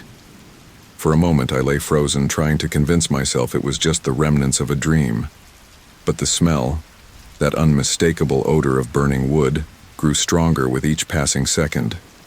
Panic clawed at my throat as I scrambled to unzip the tent, my fingers fumbling with the zipper in my haste. As I burst out of the tent, the reality of the situation hit me like a physical blow. The horizon glowed an angry orange, pulsing with an otherworldly light. Smoke hung heavy in the air, stinging my eyes and scratching at my throat. The wind, which had lulled me to sleep, now howled through the trees, carrying with it the unmistakable roar of an approaching inferno. No, no, no, I muttered, spinning in a circle as I tried to gauge the fire's direction. But the smoke was too thick, the forest too dark. I couldn't tell which way was safe, which way led to certain death. The crack of a falling tree somewhere in the darkness spurred me into action. I dove back into the tent, grabbing my backpack and shoving in whatever I could reach: water bottle, flashlight, first aid kit. My hands shook so badly I could barely zip the bag closed. As I emerged from the tent for the second time, a thought struck me with horrible clarity. I was trapped. The fire was spreading faster than I could have imagined, cutting off the trail I'd hiked in on. The realization hit me like a punch to the gut, leaving me breathless and terrified. "Think, Jake, think," I shouted at myself, trying to recall the topographical map I'd studied before the trip. Was there another trail? A river? Anything that could lead me to safety? The heat was building now, the air shimmering with thermal waves. Embers drifted on the wind like malevolent fireflies, threatening to ignite the canopy above me at any moment. I had to move, had to make a decision, or I'd die here in this clearing. With one last desperate look around my campsite, I shouldered my hastily packed bag and plunged into the smoky darkness of the forest. The trail had disappeared, obscured by falling ash and encroaching flames. I ran blindly, branches whipping at my face, roots threatening to trip me with every step. The roar of the fire grew louder, drowning out the pounding of my heart and my own ragged breathing. Tears streamed down my face, cutting clean tracks through the soot that coated my skin. Each breath was a struggle, the smoke growing thicker with every passing moment. As I stumbled through the burning forest, one thought echoed in my mind, a mantra of survival. I have to make it out. I have to live to tell this story. Little did I know my ordeal was just beginning. The forest fire, in its terrifying majesty, was about to test every ounce of my will to survive. The acrid smell of smoke invaded my nostrils, pulling me from the depths of sleep with alarming speed. For a moment, I lay frozen in my sleeping bag, my mind struggling to process the situation. The interior of the tent was dark, but an eerie orange glow seeped through the fabric, casting dancing shadows on the walls. No, no, no, I muttered, my heart rate skyrocketing as realization dawned. This wasn't a dream. This was real. I fumbled for the zipper of my sleeping bag, my hands shaking so badly I could barely grasp the small metal tab. As I finally freed myself, I lunged for the tent entrance, my fingers clumsy with panic as I fought with the zipper. The moment I thrust my head outside, the full gravity of the situation hit me like a sledgehammer. The horizon glowed an angry, pulsing orange, silhouetting the trees in a hellish light. Thick smoke hung in the air, stinging my eyes and scratching at my throat. The heat was palpable, an oppressive force that seemed to press down on me from all sides. "Oh, God!" I choked out, stumbling to my feet. "Oh, God, oh, God, oh, God!" The wind, which had been a gentle breeze when I'd fallen asleep, now howled through the trees with frightening intensity. It carried with it not just smoke, but glowing embers that danced through the air like malevolent fireflies. As I watched, one ember landed on a nearby bush, which burst into flames with terrifying speed. Reality crashed down on me. I was in the path of a forest fire, and it was approaching fast. My hands trembled as I reached for my backpack, dumping its contents onto the ground. I had to pack, had to grab the essentials. But what were the essentials when you were fleeing for your life? Water, I muttered to myself, grabbing my water bottles and shoving them into the pack. First aid kit, flashlight, matches. My movements were frantic, uncoordinated. I knocked over my camp stove, sending it clattering across the rocky ground. The sound startled me, and I spun around, half expecting to see the fire right behind me. It wasn't there yet, but it was close. Too close. The roar of the approaching inferno filled the air, punctuated by the sharp cracks of trees succumbing to the flames. As I stuffed a handful of energy bars into my pack, a voice cut through my panic so unexpected that for a moment I thought I'd imagined it. "Hey, anyone there? Hello?" I whirled around, squinting through the smoky haze. A figure emerged from the tree line, stumbling and coughing. "Here!" I shouted, my voice hoarse from the smoke. "Over here!" The figure approached, resolving into a young woman, perhaps a few years younger than me. Her face was streaked with soot, her eyes wide with fear. "Thank God," she gasped as she reached me. "I thought I was alone out here. I'm Emily." "Jake," I replied, still struggling to process this new development. "What? How did you—" "I was camping a few miles east," Emily cut in, her words tumbling out in a rush. "I woke up and everything was on fire. I just ran. I don't even know how I ended up here." The gravity of our situation reasserted itself as a massive tree crashed to the ground nearby, sending up a shower of sparks. Emily let out a strangled cry, grabbing my arm. "We have to go," I said, zipping up my hastily packed bag. "Now, do you have any supplies?" Emily shook her head, her eyes brimming with tears. "I didn't grab anything. I just ran." I nodded, trying to project a calm I didn't feel. "Okay, it's okay. We'll share what I have. But we need to move." I shouldered my pack and grabbed Emily's hand, pulling her towards the trail I'd hiked in on. But as we reached the trailhead, my heart sank. The path was already obscured by thick smoke, and through the haze I could see the flicker of approaching flames. "No," I breathed, the word barely audible over the roar of the fire. "No, it can't be." Emily's grip on my hand tightened. "What is it? What's wrong?" I turned to her, the reality of our situation hitting me like a physical blow. "The trail, it's cut off. The fire's already there." But that's the way out, isn't it?" Emily's voice rose, panic evident in every syllable. "That's how we get back to the road?" I nodded, my mind racing. We needed another way out, and we needed it now. But in every direction, all I could see was smoke and flame. "We can't stay here," I said, as much to myself as to Emily. "We have to pick a direction and go, away from the fire." "But which way is away?" Emily cried, spinning in a circle. "It's everywhere." She was right. The fire seemed to be closing in from all sides, a ravenous beast intent on devouring everything in its path. But we couldn't just stand here and wait for it to claim us. I closed my eyes for a moment, trying to recall the topographical map I'd studied before the trip. There had been a river to the west, hadn't there? Or was it northwest? "This way," I said, pointing to what I hoped was west. "I think there's a river in that direction. If we can reach it—" I didn't finish the sentence. We both knew what reaching the river meant. A chance at survival. We set off at a run, the smoke growing thicker with every step.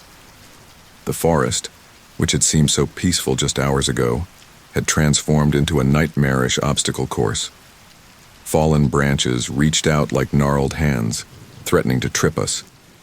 The underbrush, dry from weeks without rain, ignited at the slightest provocation, forcing us to constantly change course. The heat was incredible, unlike anything I'd ever experienced. It pressed down on us, making each breath a struggle. Sweat poured down my face, mixing with tears and soot. Beside me, Emily stumbled, coughing violently. "Keep going," I wheezed, grabbing her arm to steady her. "We can't stop," but even as I said it, I felt my own strength flagging. The smoke was getting thicker, the air becoming unbreathable. My lungs burned with each inhalation, and black spots danced at the edges of my vision. Suddenly, Emily's hand slipped from mine. I turned to see her on her knees, gasping for air. "I can't," she choked out between coughs. "I can't breathe. I can't." Panic surged through me. We couldn't stop. Not here. Not now. The fire was too close. I dropped to my knees beside her, fumbling with my pack. Here, I said, pulling out a water bottle. Small sips. It'll help.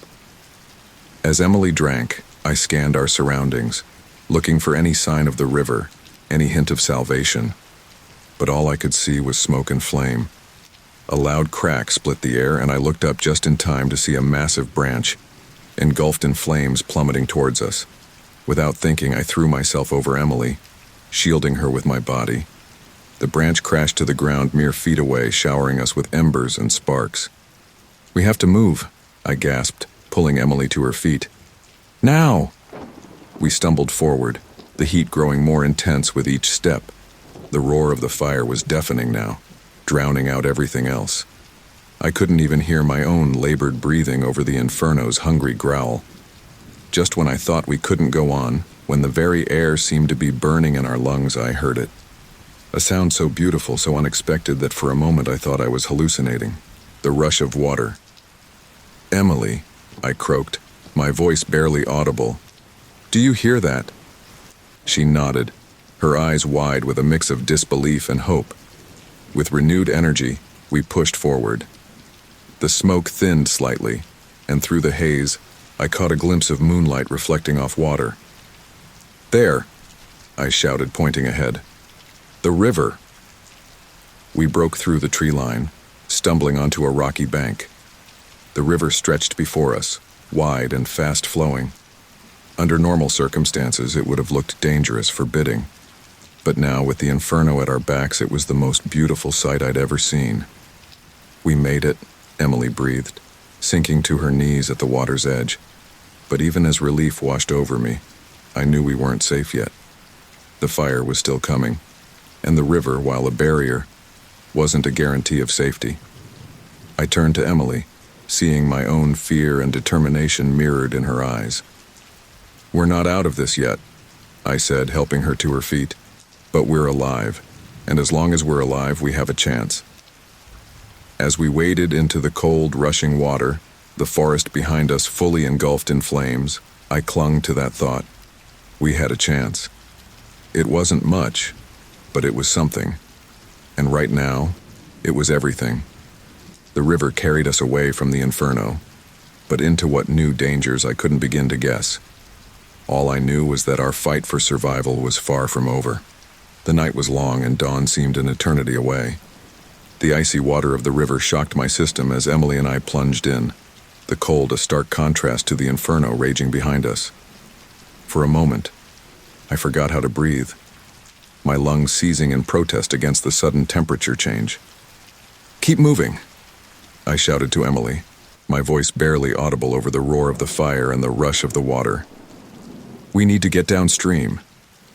Emily nodded, her face a mask of determination despite the fear in her eyes. We began to swim, fighting against the current that threatened to dash us against the rocks lining the riverbank. The weight of my waterlogged backpack pulled at me, making each stroke a struggle. Behind us, the forest continued to burn, casting an eerie, flickering light over the churning water.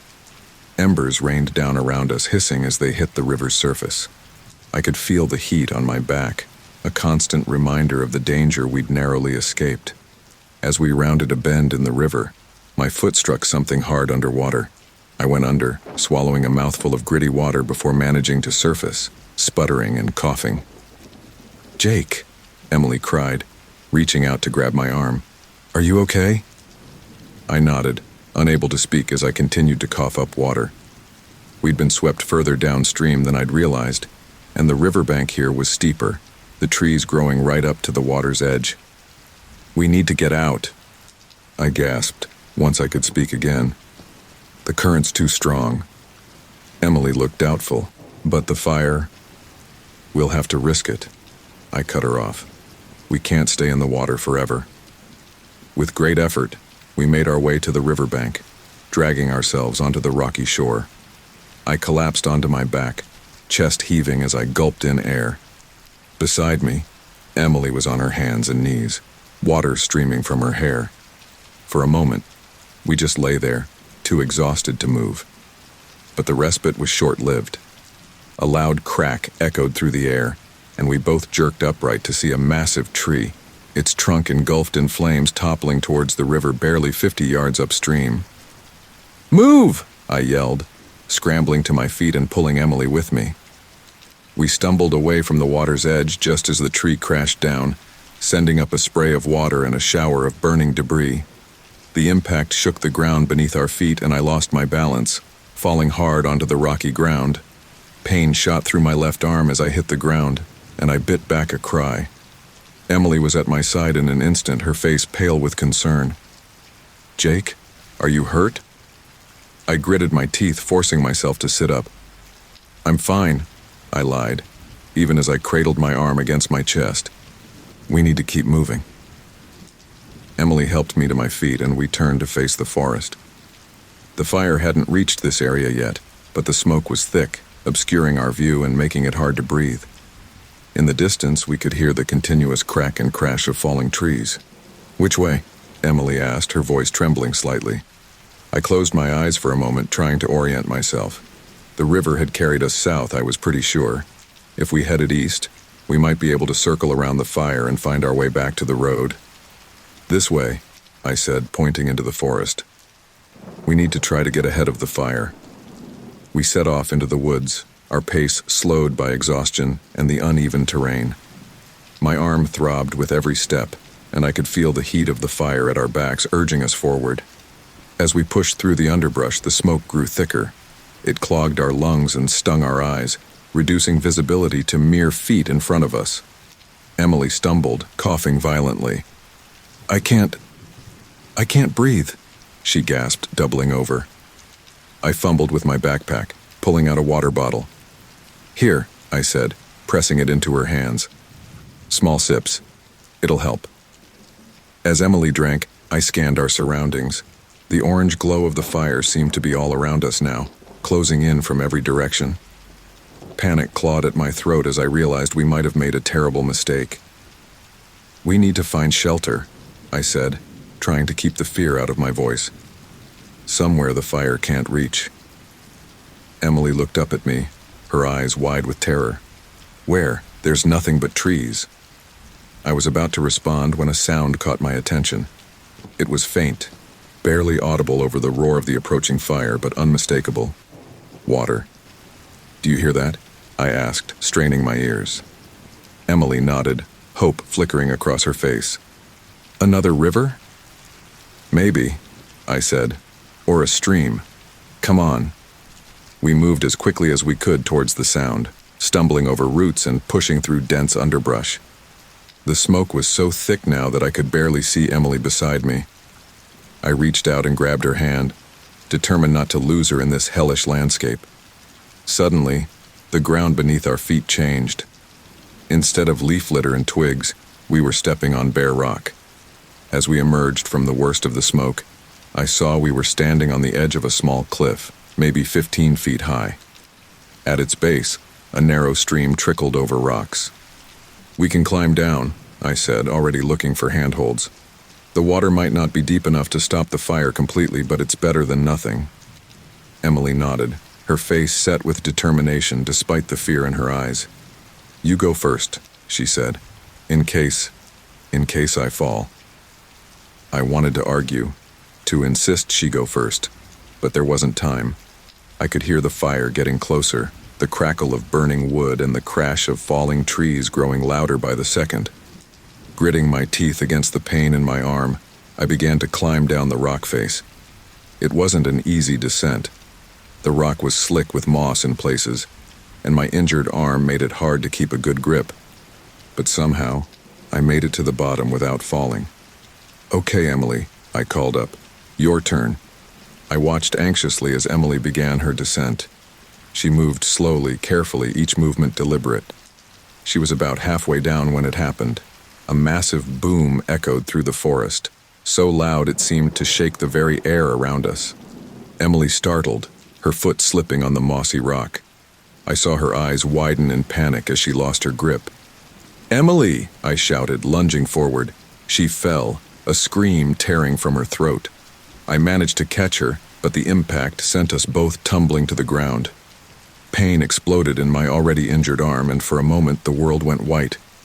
When my vision cleared, I found Emily kneeling beside me, her face streaked with tears and soot.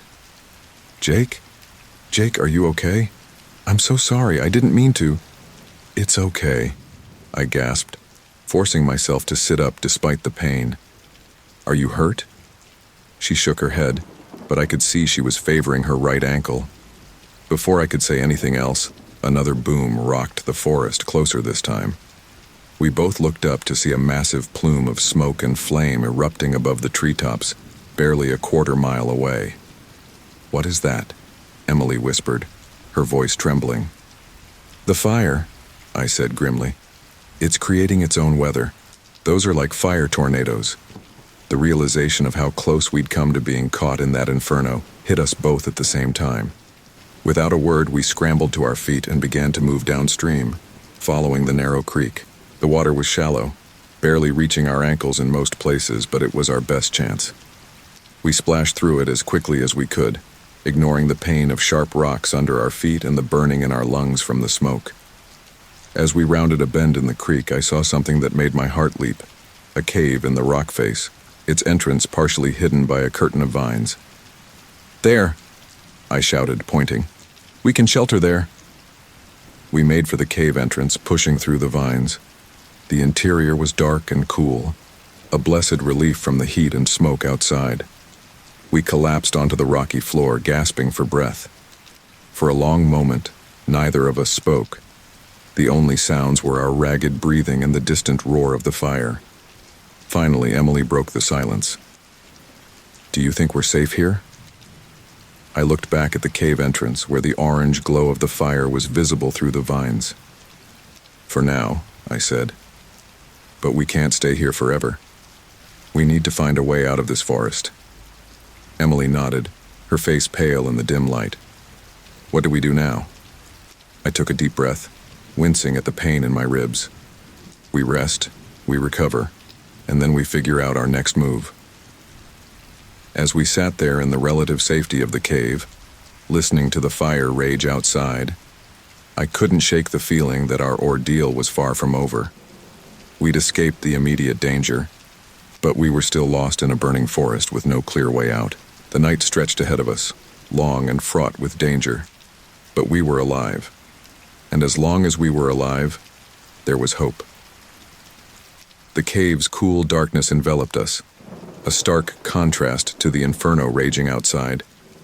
Emily and I sat in silence, our ragged breathing the only sound echoing off the rocky walls. The acrid smell of smoke still clung to our clothes and hair, a constant reminder of the danger we'd narrowly escaped. "We should try to get some rest," I said, my voice hoarse from smoke inhalation. "We'll need our strength for whatever comes next." Emily nodded, her face pale in the dim light filtering through the vine-covered entrance. "Do you think it's safe to sleep?" I glanced towards the cave mouth, where the orange glow of the fire still flickered ominously. "I'll take first watch. You get some sleep." She hesitated, then nodded again, curling up on the hard cave floor. I watched as her breathing slowly evened out, envying her ability to find rest in such circumstances. As the hours crawled by, I found myself drifting, exhaustion tugging at the edges of my consciousness. The monotonous roar of the fire outside became almost hypnotic. My eyes had just begun to close when a sound jolted me awake, a low rumbling growl that definitely hadn't come from the fire. I froze, every muscle in my body tensing. Slowly, carefully, I turned my head towards the cave entrance. There, silhouetted against the fiery backdrop, stood a massive shape that could only be a bear. My heart pounded so loudly I was sure it would wake Emily. The bear snuffled at the cave entrance, likely driven from its usual territory by the fire. I held my breath, praying it wouldn't come inside. For what felt like an eternity, the bear lingered at the mouth of the cave.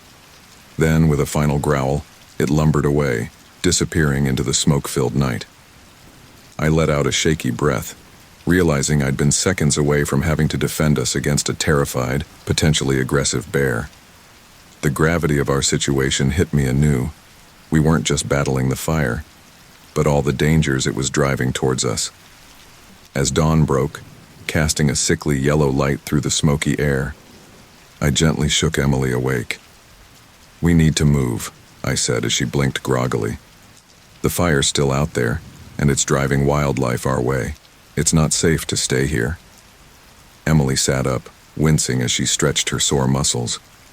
"Where can we go? The whole forest is burning." I pulled out my now waterlogged map, trying to orient ourselves. "There's a ranger station about 5 miles northeast of here.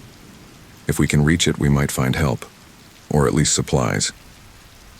We gathered what little we had and ventured out of the cave. The world outside was apocalyptic. The air was thick with smoke, making it hard to see more than a few feet ahead. Ash rained down like gray snow, coating everything in a layer of gritty residue. "Stay close," I warned Emily as we set off.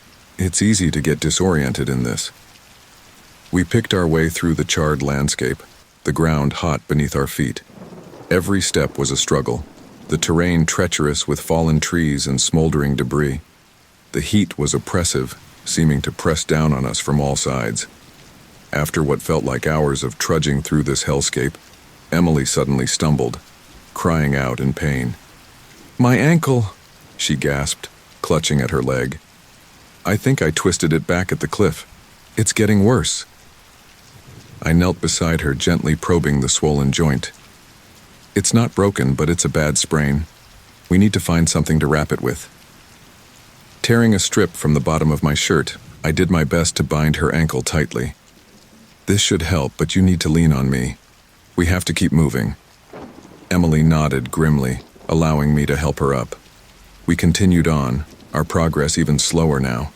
The smoke seemed to be getting thicker, making each breath a struggle. "Jake," Emily wheezed after another hour of painful progress. "I don't think I can go much further. I can't breathe." I looked around desperately, searching for any sign of the ranger station, but all I could see was smoke and flame. We were lost, injured, and quickly running out of options. Just as despair threatened to overwhelm me, I spotted something through the haze, a rocky outcropping, rising above the burning tree line. "There," I pointed, hope surging through me. "If we can get up there, we might be able to see where we are, maybe even spot the ranger station."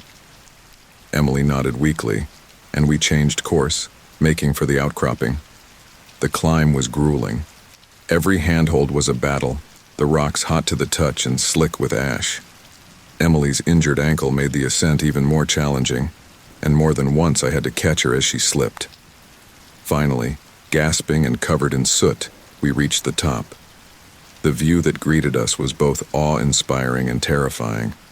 From our vantage point, we could see the true extent of the fire, a sea of flame stretching as far as the eye could see in every direction. "Oh God," Emily breathed, her voice barely audible over the roar of the inferno below. "It's everywhere. We're trapped." I scanned the horizon frantically, searching for any sign of the ranger station, any hint of salvation, but all I could see was fire and smoke. "We can't give up," I said, trying to inject confidence into my voice despite the despair clawing at my heart. "There has to be a way out." But even as I said it, I felt my resolve wavering. The heat was becoming unbearable, the air so thick with smoke it was almost unbreathable. My skin blistered from the intense heat, pain shooting through my body with every movement. Emily sank to her knees, coughing violently. I can't do this anymore, Jake. I'm sorry." I knelt beside her, pulling her into my arms. "Yes, you can. We've come too far to give up now. We're going to make it out of this, Emily, I promise." She looked up at me, her eyes red-rimmed and filled with a mix of fear and determination. "Okay," she whispered. "I'll try." Just then, a sound cut through the roar of the fire, a rhythmic thumping that seemed to come from above. I looked up, hardly daring to hope, and saw a shape emerging from the smoke-filled sky. "A helicopter!" I shouted, my heart leaping. "Emily, look! It's a rescue chopper!" We waved our arms frantically, shouting ourselves hoarse as the helicopter circled overhead. For a heart-stopping moment, I thought they hadn't seen us. But then it began to descend, hovering as close to the outcropping as it dared. A rescuer was lowered on a winch, his bright orange suit a beacon of hope in our ash-gray world. As he reached us, I could see the shock in his eyes at our condition. "We've got you," he shouted over the noise of the rotors. "You're safe now." As we were lifted into the helicopter away from the burning hell below, I felt a surge of emotions so intense it left me breathless. Relief, exhaustion, disbelief. They all warred within me as the reality of our rescue sank in. Emily gripped my hand tightly as we soared above the burning forest. "We made it," she said, tears cutting clean tracks through the soot on her face. "We actually made it." I nodded, unable to speak past the lump in my throat. We had survived against impossible odds, battled nature at its most ferocious, and emerged alive.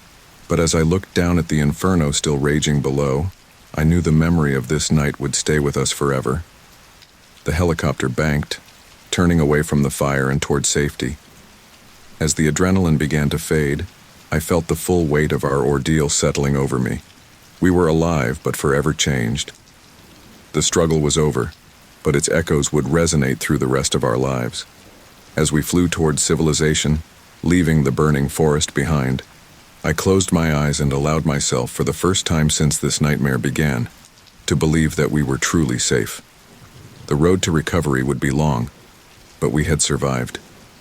And in the end, that was all that mattered. The rhythmic beeping of medical equipment filled the air as I slowly regained consciousness. The sterile smell of disinfectant replaced the acrid stench of smoke that had filled my nostrils for what felt like an eternity. I blinked, my eyes adjusting to the harsh fluorescent lights of the hospital room. "Jake?" A familiar voice called out softly. "Are you awake?" I turned my head to see Emily in the bed next to mine, her face pale but alive. The sight of her brought a flood of relief washing over me. "Emily," I croaked, my throat raw from smoke inhalation. "You're okay." She managed a weak smile. "Thanks to you. The doctor said if we'd been out there much longer..." Her voice trailed off, but I understood. We'd come closer to death than either of us wanted to admit. A nurse bustled in, checking our vitals and asking how we were feeling. After she left, promising to send in the doctor soon, Emily and I lapsed into silence, each lost in our own thoughts. The door opened again, and I expected to see the doctor. Instead, a man in a forest ranger uniform walked in, his face grave. "Jake, Emily," he said, nodding to each of us. "I'm Ranger Mike Holden. I know you've been through a lot, but I need to ask you some questions about the fire." Emily and I exchanged glances. The memory of our ordeal was still raw, the fear and desperation still clinging to us like the smell of smoke. "What do you need to know?" I asked, my voice stronger now. Ranger Holden pulled up a chair between our beds. "We're trying to piece together how the fire started and spread so quickly. Any information you can provide could be crucial." For the next hour, Emily and I recounted our harrowing experience. The ranger listened intently, occasionally jotting down notes. When we finished, he leaned back in his chair, his expression troubled. "This fire," he said slowly, "it's unlike anything we've ever seen. It's still burning, and we're struggling to contain it. Your account matches what we've observed. It's moving faster and burning hotter than any natural wildfire should." A chill ran down my spine at his words. "What are you saying?" Ranger Holden hesitated, then leaned in closer. "We have reason to believe this fire might not be natural. There are signs of accelerants at multiple ignition points." The implication hung heavy in the air. Someone had deliberately set this inferno. "But why?" Emily whispered, her eyes wide with shock. "Who would do such a thing?" Before the ranger could respond, a commotion in the hallway caught our attention. Raised voices and the sound of hurried footsteps approached our room. Suddenly the door burst open. A man stumbled in, his clothes tattered and singed, his face streaked with soot. I recognized him instantly. It was Bill, the hiker I'd met at my campsite before the fire started. "You!" I exclaimed, struggling to sit up in my bed. Bill's wild eyes darted between Emily, me, and the startled ranger. "I had to come," he panted. "I had to warn you." Ranger Holden was on his feet in an instant, positioning himself between Bill and our beds. "Sir, you need to calm down. This is a hospital, and these patients need rest." But Bill was beyond reason. He lunged forward, grabbing the ranger's arm. "You don't understand. They're coming. They'll silence us all." In the chaos that followed, as hospital security rushed in to restrain Bill, I caught fragments of his frantic words. "The fire. It's not what you think. Government experiment. Weather control." As they dragged him away, Bill's eyes locked with mine. "Trust no one," he shouted. "The truth is in the flames." The room fell into stunned silence after Bill was gone. Emily was the first to speak, her voice trembling. "Jake, what was that? Who was that man?" I swallowed hard, my mind reeling. "His name is Bill. I met him at my campsite just before the fire started. He warned me to be careful with my fire." Ranger Holden's expression hardened. "Did he now? That's very interesting." The implications of what had just happened began to sink in. Could Bill have something to do with the fire? Was his warning a sign of guilt, or was he trying to prevent what he knew was coming? "Ranger," I said, my voice low. "What Bill was saying about government experiments and weather control, is there any truth to that?" Holden's face remained impassive, but I caught a flicker of something. Concern? Fear? In his eyes. "That's conspiracy talk," he said dismissively. "The ravings of a man traumatized by the fire." But I couldn't shake the feeling that there was more to this story. The unnatural behavior of the fire, Bill's warnings, the ranger's subtle reactions, it all pointed to something bigger, something potentially terrifying. "I think," Emily said slowly, "that we need to know more about what's really going on here." Ranger Holden looked between us, his expression unreadable. Finally, he sighed heavily. "What I'm about to tell you doesn't leave this room. Understood?" We nodded, tension thick in the air. "There's a research facility deep in the Sierra Nevada," Holden began, his voice barely above a whisper. "Officially, it's a weather monitoring station. Unofficially, well, let's just say they're working on things that push the boundaries of what we thought possible with climate manipulation." My mind raced, connecting the dots. "The fire, it's connected to this facility?" Holden nodded grimly. "We believe so, but whether it was an accident or a deliberate act, we don't know yet." Emily leaned forward, wincing slightly at the movement. "But why? What could possibly justify risking so many lives?" "Power," Holden said simply. "The ability to control the weather, to create or prevent natural disasters. It's the ultimate weapon." The weight of this revelation settled over us like a suffocating blanket. We had stumbled into something far bigger and more dangerous than we could have imagined. "What happens now?" I asked, dreading the answer. Holden stood, his face set with determination. "Now, you two focus on recovering. As for me, I'm going to find out the truth, no matter where it leads." As he turned to leave, I called out, "Wait, what about Bill? Is he in danger?" The ranger paused at the door. "We'll do our best to protect him, but in truth, we're all in danger now. Knowledge is a double-edged sword, and we've just cut ourselves on it." With that ominous statement, he left, leaving Emily and me to grapple with the earth-shattering information we'd just received. We sat in silence for a long moment. The steady beep of the heart monitors a stark reminder of how close we'd come to death, and now it seemed we might still be in danger. "Jake," Emily said softly, reaching out to take my hand. "What are we going to do?" I squeezed her hand, drawing strength from her touch. "We survive," I said firmly. "We heal, and then we find out the truth. Whatever it takes." As night fell outside our hospital window, the faint glow of the still-burning fire visible on the distant horizon, I couldn't shake the feeling that our ordeal was far from over. We had escaped the inferno, but we had stumbled into a conspiracy that threatened to be even more dangerous. The fire had been our unexpected ally, revealing a truth that would have otherwise remained hidden. Now it was up to us to decide what to do with that knowledge. As I drifted off into an uneasy sleep, one thought echoed in my mind.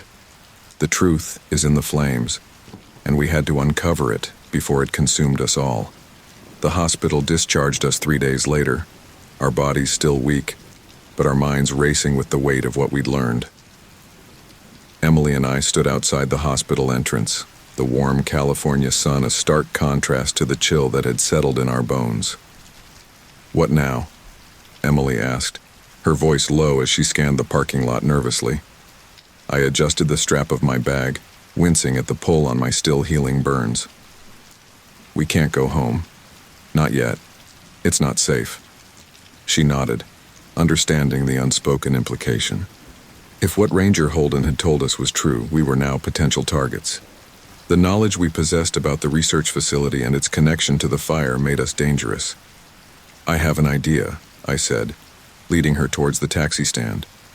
"But you're not going to like it." 20 minutes later, we were in a cab heading out of town, towards the foothills of the Sierra Nevada. Emily shot me a questioning look, but I shook my head slightly. "Not here. Not where we could be overheard." The cab dropped us off at a small outdoor supply store on the outskirts of town. I paid in cash, careful not to leave a trail. "Jake," Emily hissed as we entered the store, "what are we doing?" I grabbed a cart and started filling it with supplies. Backpacks, sleeping bags, water purification tablets, dried food. "We're going back," I said quietly. Emily's eyes widened in disbelief. "Back? Back where? To the fire?" I nodded grimly. "To the truth, to the place where it all started." An hour later, laden with supplies and dressed in new hiking gear, we stood at the trailhead where my ill-fated camping trip had begun just a week ago.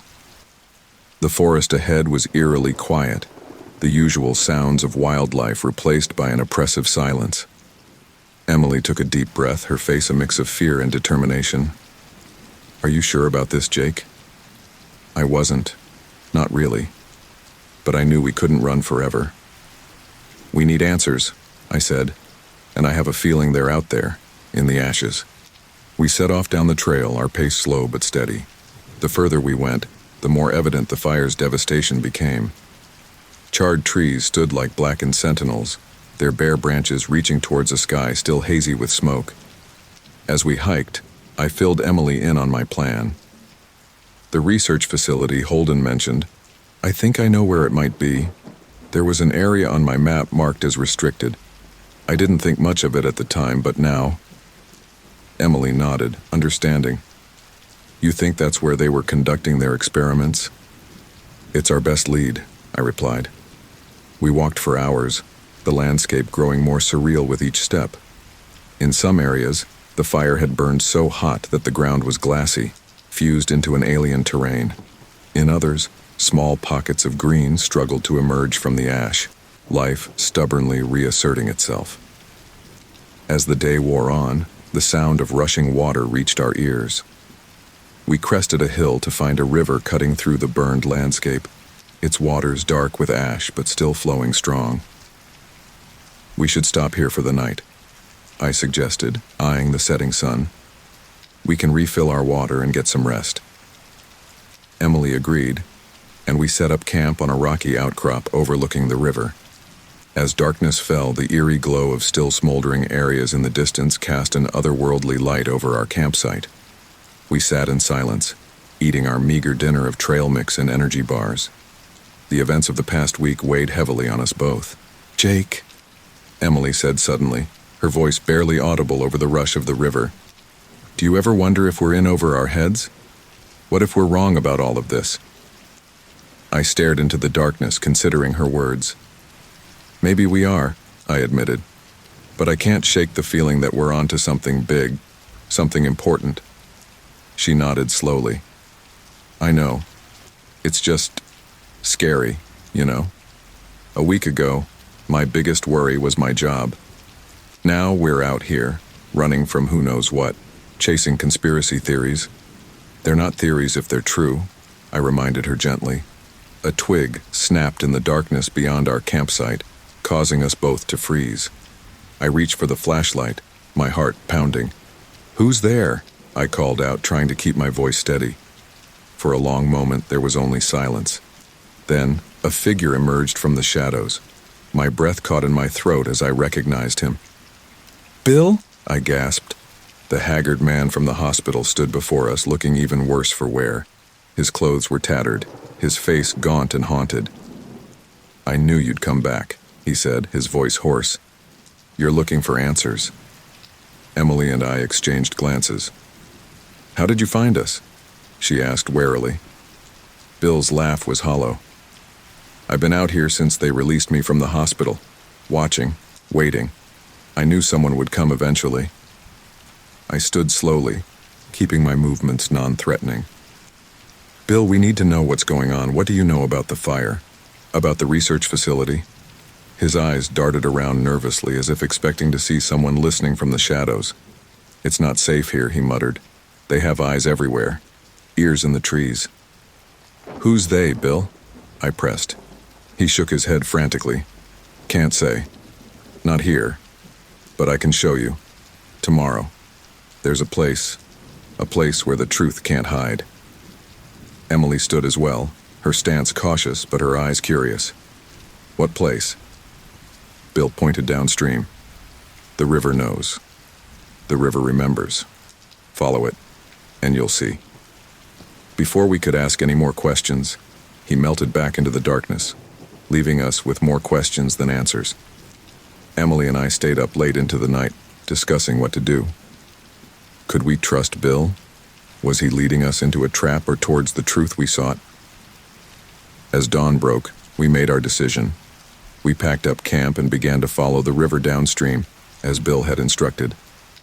The water rushed beside us, its constant flow a stark reminder of nature's resilience in the face of devastation. Hours passed as we trekked along the riverbank. The charred landscape gradually gave way to areas untouched by the fire, as if we were walking back in time to before the inferno. "Jake, look!" Emily suddenly exclaimed, pointing ahead. In the distance, barely visible through the trees, stood a structure. As we drew closer, we could make out the sleek lines and reflective surfaces of a modern building, jarringly out of place in the wilderness. "The research facility," I breathed. We approached cautiously, our senses on high alert. The building appeared deserted, but appearances could be deceiving. As we reached the edge of the clearing where the facility stood, the river beside us suddenly churned violently. A great geyser of water erupted skyward, startling us both. "What the hell?" I gasped, stumbling backwards. The water continued to churn and rise, defying the laws of physics. As we watched in awe and terror, the river seemed to take on a life of its own, its waters forming shapes and patterns that shouldn't have been possible. "Jake," Emily whispered, clutching my arm. "What's happening?" Before I could respond, a voice called out from behind us. "The river remembers," Bill said, emerging from the tree line. "And now, so do you." As we stood there, caught between the impossible river and the mysterious facility, I realized we had stumbled upon something far beyond our understanding.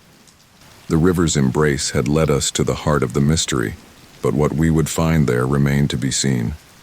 The water continued its unnatural dance, a testament to the power being wielded here. Whatever forces were at play, whatever truths lay hidden, we were now at the center of it all. And there was no turning back. The river's unnatural dance continued, water spiraling upwards in defiance of gravity. Emily, Bill, and I stood transfixed, unable to tear our eyes away from the impossible sight before us. "What is this?" I managed to choke out, my voice barely audible over the roar of the churning water. Bill's eyes were wide, a mix of fear and awe etched across his weathered face. "It's a defense mechanism," he said. "The facility, it's protecting itself." Emily turned to him, her expression a blend of confusion and frustration. "Protecting itself from what? From us? We're just trying to understand what's happening." Before Bill could respond, a new sound cut through the air, a high-pitched whine that set my teeth on edge. The water began to pulse in rhythm with the noise, creating a hypnotic, terrifying spectacle. "We need to get out of here," I said, grabbing Emily's arm and starting to back away. But as we turned to retreat, we found our path blocked. The river had somehow flowed around us, encircling our position in a ring of turbulent water. We were trapped. "There's no running now," Bill said, his voice eerily calm. "The only way out is through." Emily shot him a look of disbelief. "Through? Through that?" She gestured at the maelstrom surrounding us. Bill nodded solemnly. "It's a test. The facility doesn't just let anyone in. You have to prove you're worthy, or desperate enough." I felt a chill run down my spine at his words. "How do you know all this, Bill? What aren't you telling us?" For a moment I thought he wouldn't answer. Then, with a heavy sigh, he began to speak. "I used to work there," he admitted. "As a janitor, I saw things that no one was supposed to see. When I tried to speak up, they came after me. I've been on the run ever since." The revelation hung heavy in the air, nearly as oppressive as the wall of water surrounding us. "So what do we do now?" Emily asked, her voice trembling slightly. Bill pointed towards the facility, barely visible through the curtain of water. "We go through. It's the only way." I looked at the churning waters, then back at Emily. Her face was pale, but her jaw was set with determination. She gave me a small nod. We were in this together. "All right," I said, taking a deep breath. "How do we do this?" Bill's expression was grim. "We swim. The current will try to pull us under, disorient us. We have to fight it, stay focused on reaching the other side." "And if we can't?" Emily asked quietly. Bill's silence was answer enough. We stripped down to our most essential clothing, securing our backpacks as best we could. As we approached the edge of the water, I reached out and took Emily's hand, giving it a reassuring squeeze. "Ready?" I asked. She nodded, her eyes fixed on the swirling waters ahead. "Ready." Bill went first, diving into the torrent with surprising grace for a man his age. For a heart-stopping moment, he disappeared beneath the surface. Then his head broke through, gasping for air but moving steadily forward. "Now!" I shouted, and Emily and I plunged in together. The shock of the cold water drove the breath from my lungs. Immediately, I felt the current trying to pull me under, to spin me around and rob me of my sense of direction.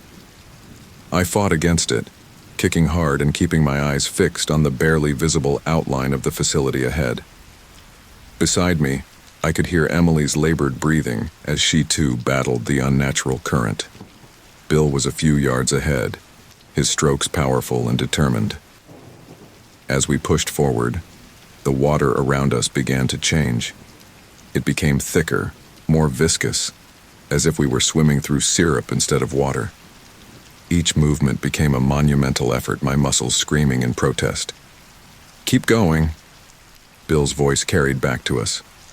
"Don't stop, no matter what." Suddenly, the water in front of me seemed to solidify. I slammed into it face first, feeling as if I'd hit a wall. Panic surged through me as I realized I couldn't move forward. "Jake?" Emily's cry was muffled by the water, but I could hear the fear in her voice. I turned my head, fighting against the thickening liquid around me. Emily was a few feet away, similarly trapped.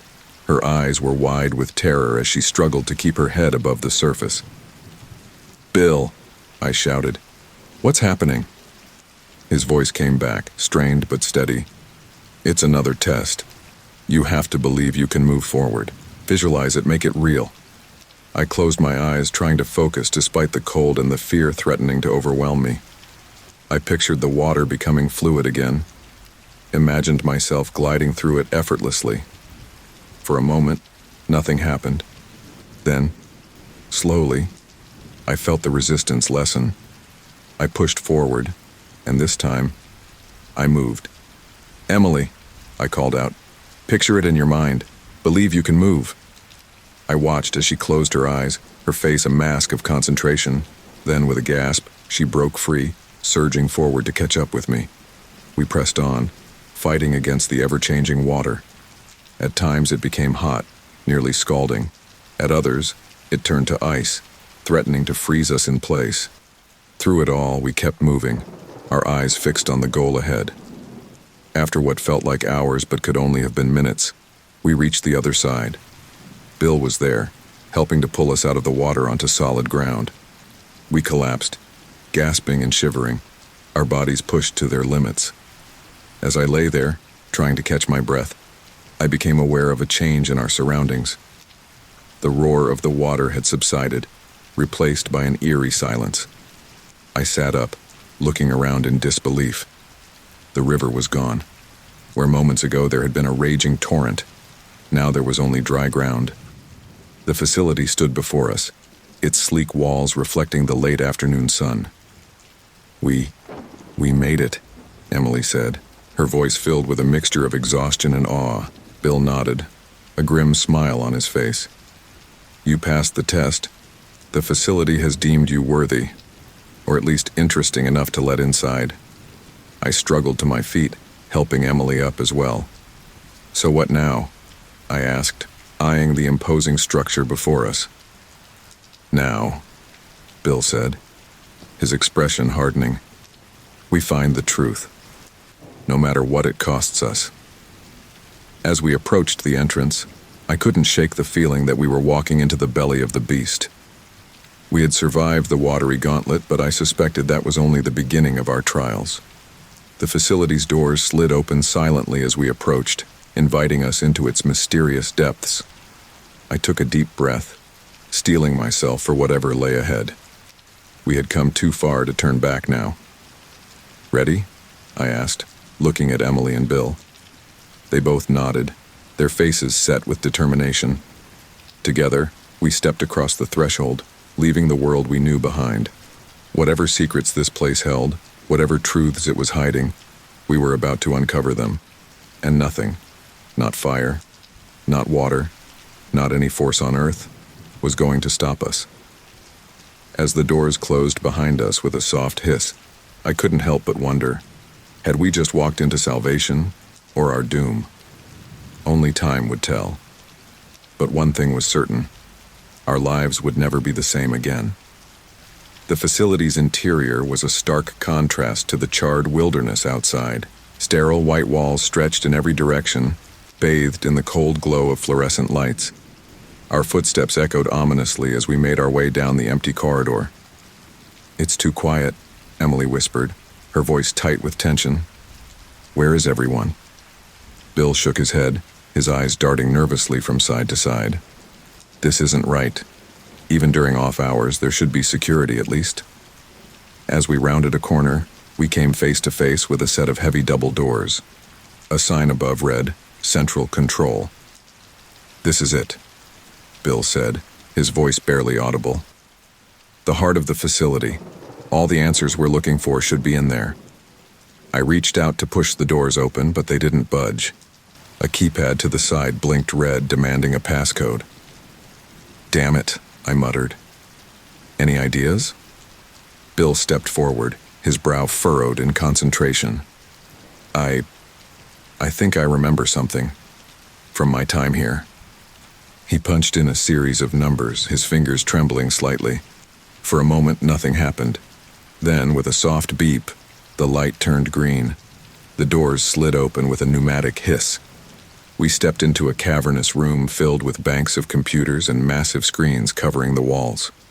Most of the screens were dark, but a few flickered with life, displaying graphs and data I couldn't begin to understand. "Look for anything related to the fire," I said, moving towards the nearest active terminal, "or weather control, climate manipulation, anything that seems out of the ordinary." We split up, each taking a different section of the room. The only sounds were the soft hum of electronics and our own ragged breathing. After several tense minutes of searching, Emily's voice cut through the silence. "Guys, I think I found something." We hurried over to her station. On the screen was a map of the Sierra Nevada, overlaid with swirling patterns of color. "It's a weather model," Bill explained, leaning in for a closer look. "But like nothing I've ever seen before.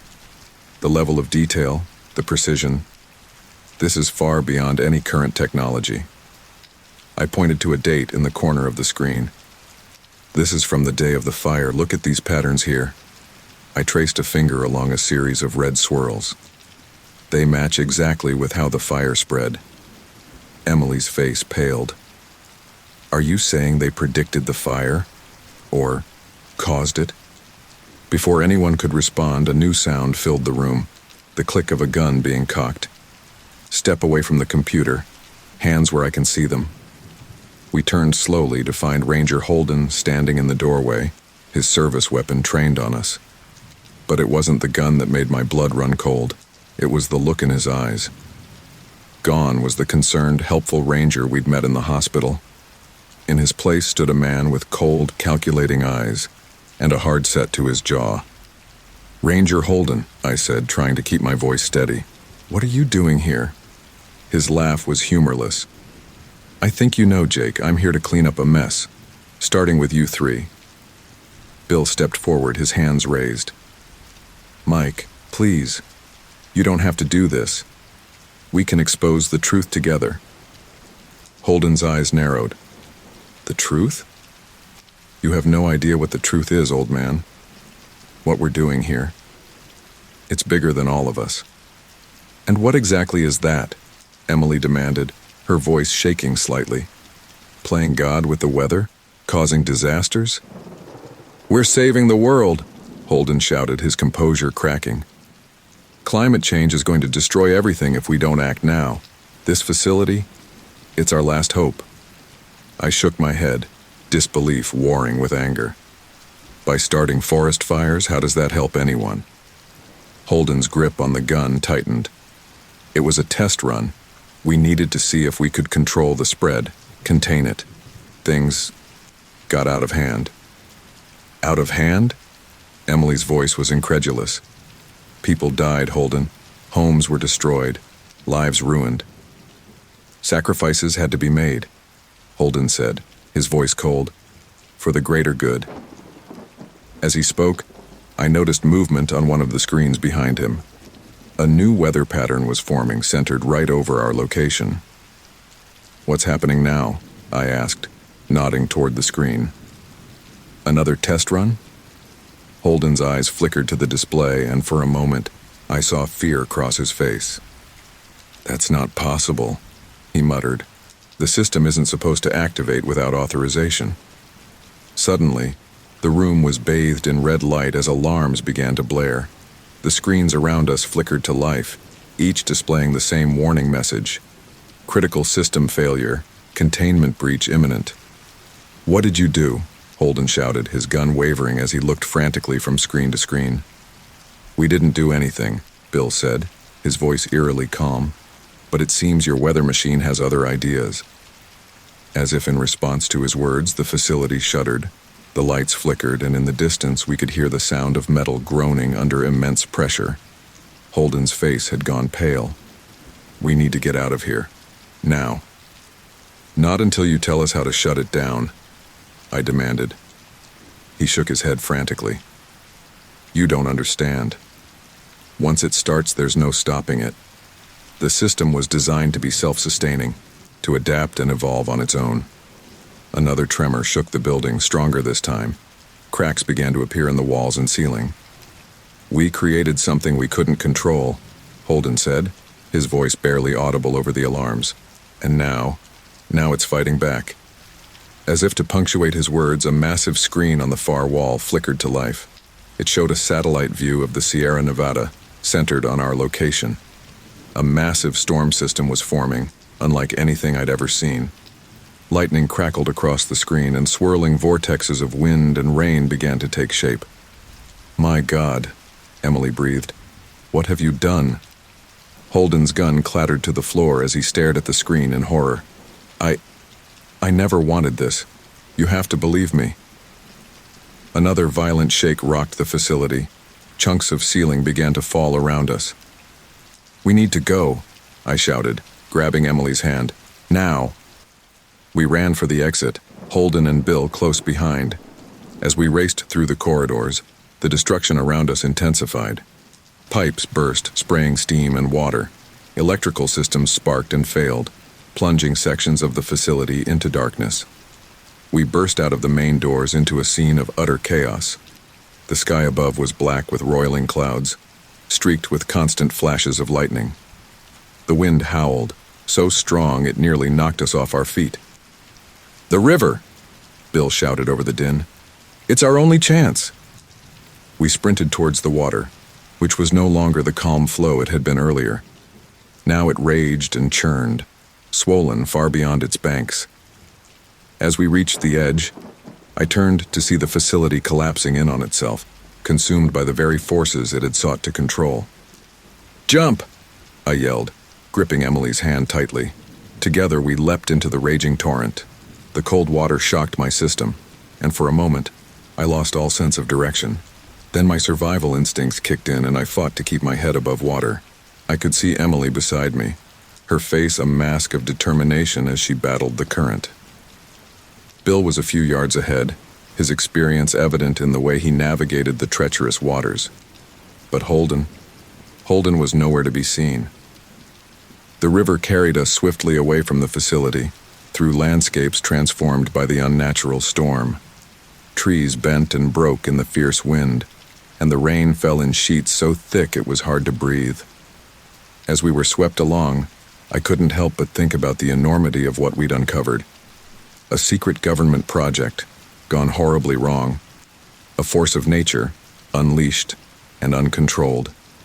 And now, we were the only ones who knew the truth. The river surged on, carrying us towards an uncertain future. We had survived the fire, uncovered a conspiracy, and now we were fleeing from a storm of apocalyptic proportions. But our journey, I realized, was far from over. As we rounded a bend in the river, I caught a glimpse of the facility in the distance, now completely engulfed in a swirling vortex of wind and lightning. It was a stark reminder of the dangers of playing God, of the consequences of tampering with forces beyond our control. We had escaped the immediate danger, but the aftermath of this disaster was just beginning. And somehow, I knew it would fall to us to set things right. The truth was out there, hidden in the ashes of the fire and the fury of the storm. And we would find it no matter the cost. The river roared on, carrying us into the heart of the storm and towards whatever fate awaited us. The journey that had begun with a simple camping trip had become something far greater, a quest for truth in a world where reality itself seemed to be unraveling. As we disappeared into the mist and rain, one thought echoed in my mind. The real storm was just beginning. The raging river carried us for what felt like hours, its furious current propelling us through a landscape transformed by the unnatural storm.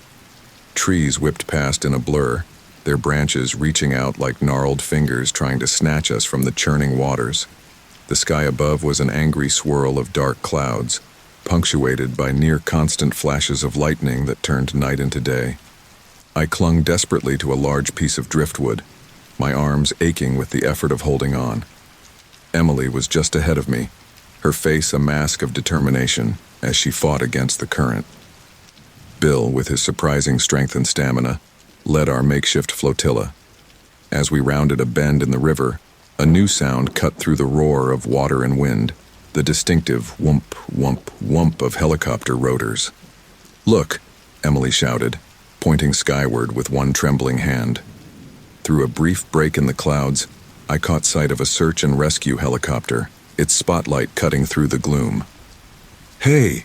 I yelled, waving my free arm frantically. "Down here, help!" For a heart-stopping moment, I thought they hadn't seen us. Then the spotlight swung in our direction, illuminating our battered forms in the churning water. "They've spotted us," Bill called out, his voice hoarse with exhaustion. "Just hold on a little longer." The helicopter maneuvered closer, hovering precariously in the violent winds. A rescue worker was lowered on a winch, swinging wildly as he descended towards us. "Ma'am, grab my hand," he shouted as he neared Emily. With a final surge of strength, Emily reached out and clasped the rescuer's hand. I watched, heart in my throat, as she was lifted from the water and pulled into the relative safety of the helicopter. The rescuer descended again, this time for Bill. The older man seemed reluctant at first, looking back at me with concern. "Go!" I yelled over the din. "I'll be right behind you." Finally, Bill allowed himself to be pulled from the river. As the rescuer made his third descent, a massive bolt of lightning struck a nearby tree. The resulting thunder was deafening, and for a moment, the world seemed to tilt on its axis. "Hurry!" the rescuer shouted, his voice tinged with urgency. "We can't stay here much longer." I stretched out my hand, my fingers brushing against his. For a terrifying second, I thought I might slip away. Then his grip tightened, and I felt myself being lifted from the water. As I was pulled into the helicopter, exhaustion finally overtook me. The last thing I saw before darkness claimed me was Emily's worried face and the storm-ravaged landscape falling away beneath us. I awoke to the steady beep of a heart monitor and the antiseptic smell of a hospital room. Blinking against the harsh fluorescent lights, I tried to sit up, only to be gently pushed back by a firm hand. "Easy there, Mr. Cooper," a nurse said, her voice kind but firm. "You've been through quite an ordeal." Memories flooded back. The fire, the facility, the storm. I turned my head, relief washing over me as I saw Emily in the bed next to mine, awake and alert. "Jake," she said, her voice cracking with emotion. "You're okay." Before I could respond, the door opened, and two men in dark suits entered. My heart rate spiked, setting off an alarm on the monitor. "Mr. Cooper, Ms. Chen," one of the men said, his voice devoid of emotion. "I'm Agent Reeves, and this is Agent Donovan. We're with the Department of Homeland Security. We need to ask you some questions about what happened in the Sierra Nevada." Emily and I exchanged glances. This was the moment we'd been dreading and preparing for. "Where's Bill?" I asked, trying to keep my voice steady. Agent Reeves's expression didn't change. "Mr. Williams is being debriefed in another location. Now please tell us what you saw at the research facility." For the next hour, Emily and I recounted our experiences, carefully omitting certain details. We spoke of getting lost in the fire, of stumbling upon the facility by chance, of the malfunctioning weather control system. But we said nothing of Ranger Holden's involvement or the true extent of what we'd learned. As we finished our sanitized version of events, Agent Donovan leaned forward, his eyes narrowing. "And you expect us to believe that you just happened to find a top-secret government facility? That you managed to enter it without authorization and witness a catastrophic system failure?" I met his gaze steadily. "Believe what you want. It's the truth." Agent Reeves sighed, rubbing his temples. "Look, we know you're holding something back. Whatever you think you know, whatever you think you saw, it's bigger than you can imagine. For your own safety and for the safety of those you care about, I suggest you forget all about it." The threat, thinly veiled as it was, hung heavy in the air. Emily sat up straighter in her bed, her eyes flashing with defiance. "Are you threatening us, Agent Reeves?" "Not at all, Ms. Chen," he replied smoothly, merely offering some friendly advice. "Now, if you'll excuse us, we have other matters to attend to." As the agents left, a heavy silence fell over the room. Emily was the first to break it. "They know we're lying," she said quietly. I nodded, my mind racing. "But they can't prove it, not without admitting the facility exists. So what do we do now?" Before I could answer, there was a soft knock at the door. A moment later, a familiar face peeked in. Sarah, my ex-girlfriend. "Jake?" she said hesitantly. "I heard what happened. Are you okay?" The sight of her, so normal and removed from the craziness of the past week, was almost surreal. "Sarah? What are you doing here?" She stepped into the room, her eyes darting nervously between Emily and me. "I was worried. When I heard about the fire and then you were missing, I just needed to see that you were all right." An uncomfortable silence fell over the room. Emily cleared her throat. "I'm Emily," she said, offering a small smile. "I'm glad Jake has someone who cares about him." Sarah nodded, returning the smile hesitantly. "Thank you for being there for him.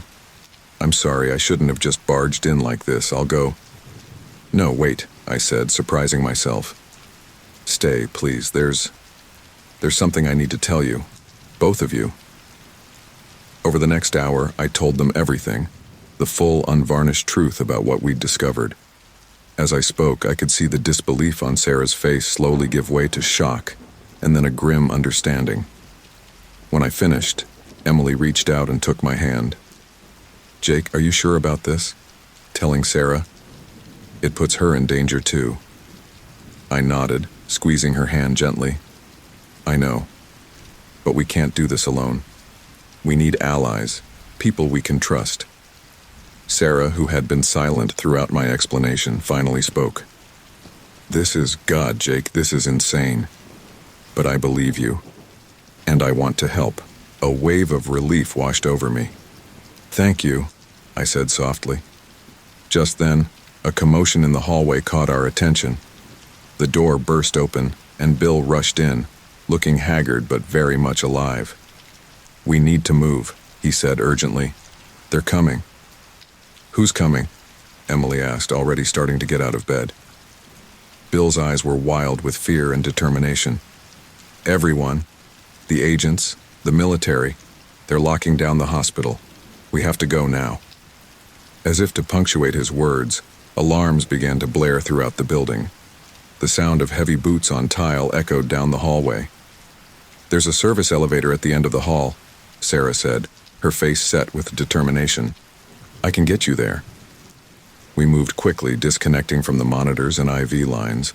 Sarah helped Emily, who was still unsteady on her feet, while Bill supported me. As we slipped out of the room, I caught a glimpse of Agent Reeves rounding the corner at the far end of the hallway. Our eyes met for a brief moment, and I saw a flicker of something. Respect? Understanding? Cross his face before he shouted for his men to move in. We ran, our bare feet slapping against the cold tile floor. Sarah led us to the service elevator, quickly punching in a code. "It'll take you to the parking garage," she said as the doors opened. "My car's there. Take it and go." I hesitated at the elevator entrance. "Sarah, come with us. It's not safe for you here. It's not." She shook her head, a sad smile on her face. "Someone needs to stay behind to throw them off your trail. Go, Jake. Find the truth. Expose it." With a final, lingering look, I stepped into the elevator. As the doors closed, I saw Sarah turn to face the approaching agents, her head held high.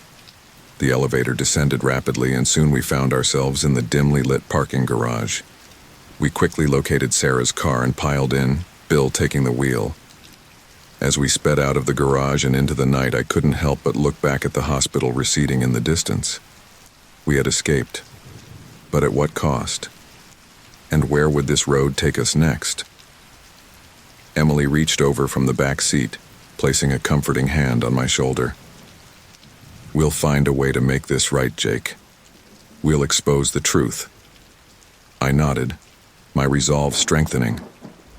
We had uncovered a conspiracy that threatened the very fabric of our world.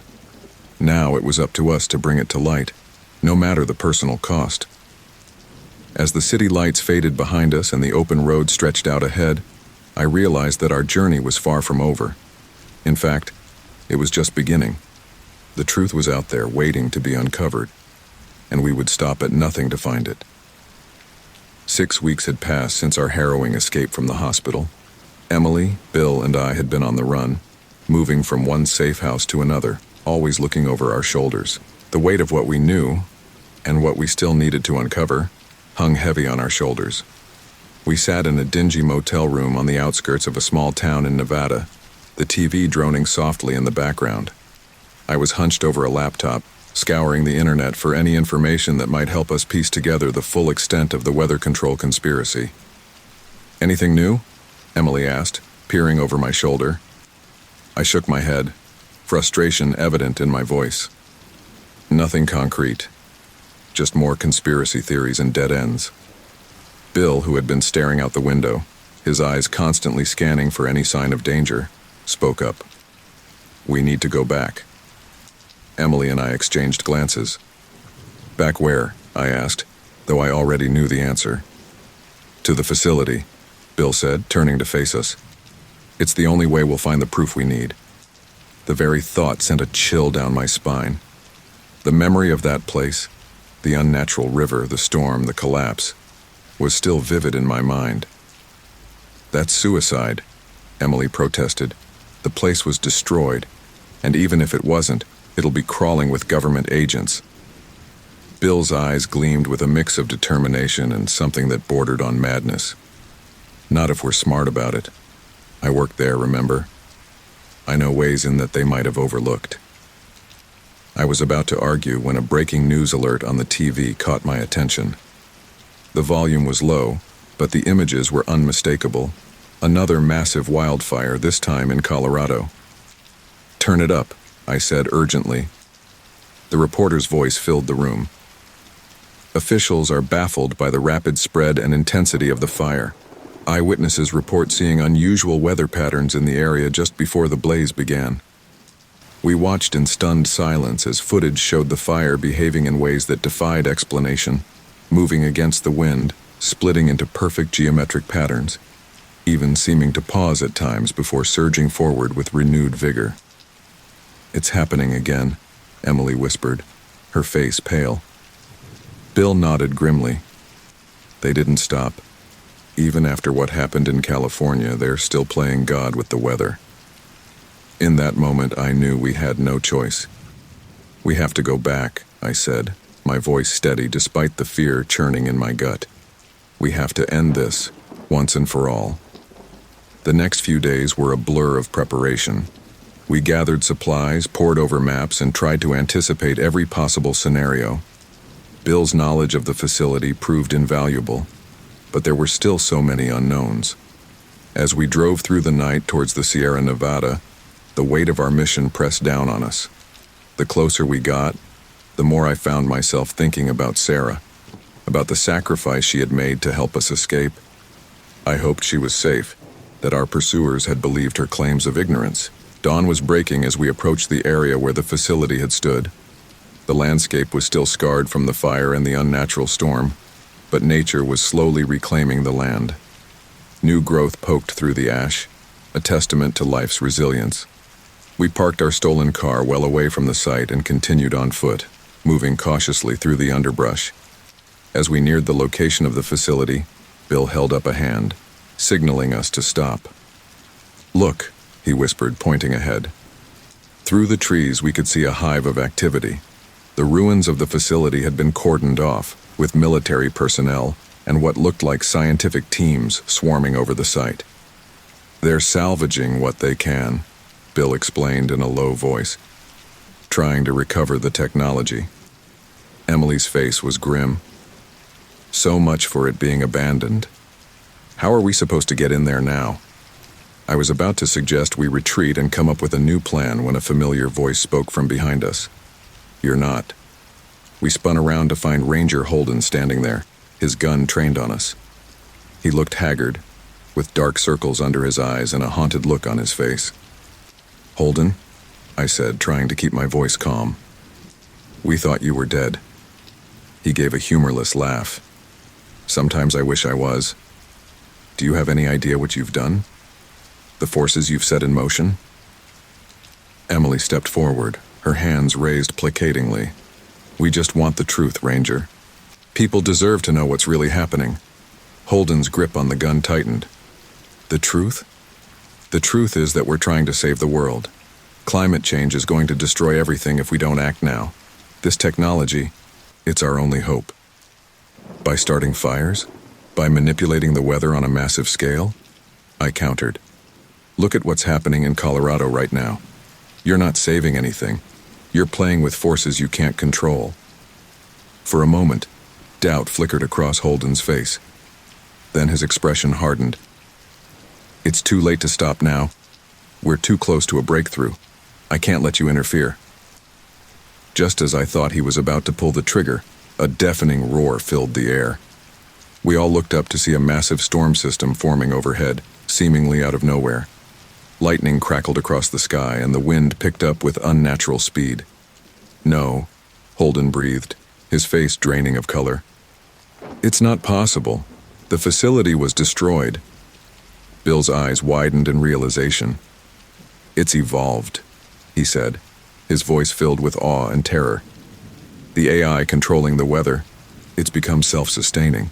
It doesn't need the facility anymore. As if to confirm his words, a funnel cloud began to form, touching down near the ruins of the facility. We watched in horror as it tore through the military encampment, scattering equipment and personnel like toys. "We have to stop it," I shouted over the howling wind. "There has to be a way to shut it down." Holden lowered his gun, his face a mask of defeat. "There isn't.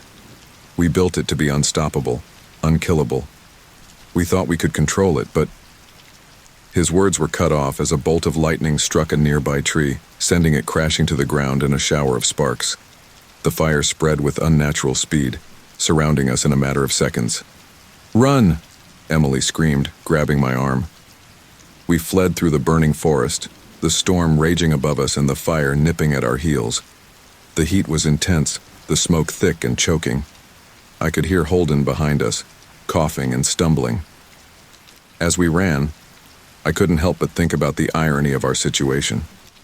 We had come here seeking the truth, hoping to expose the conspiracy and put an end to the dangerous experiments.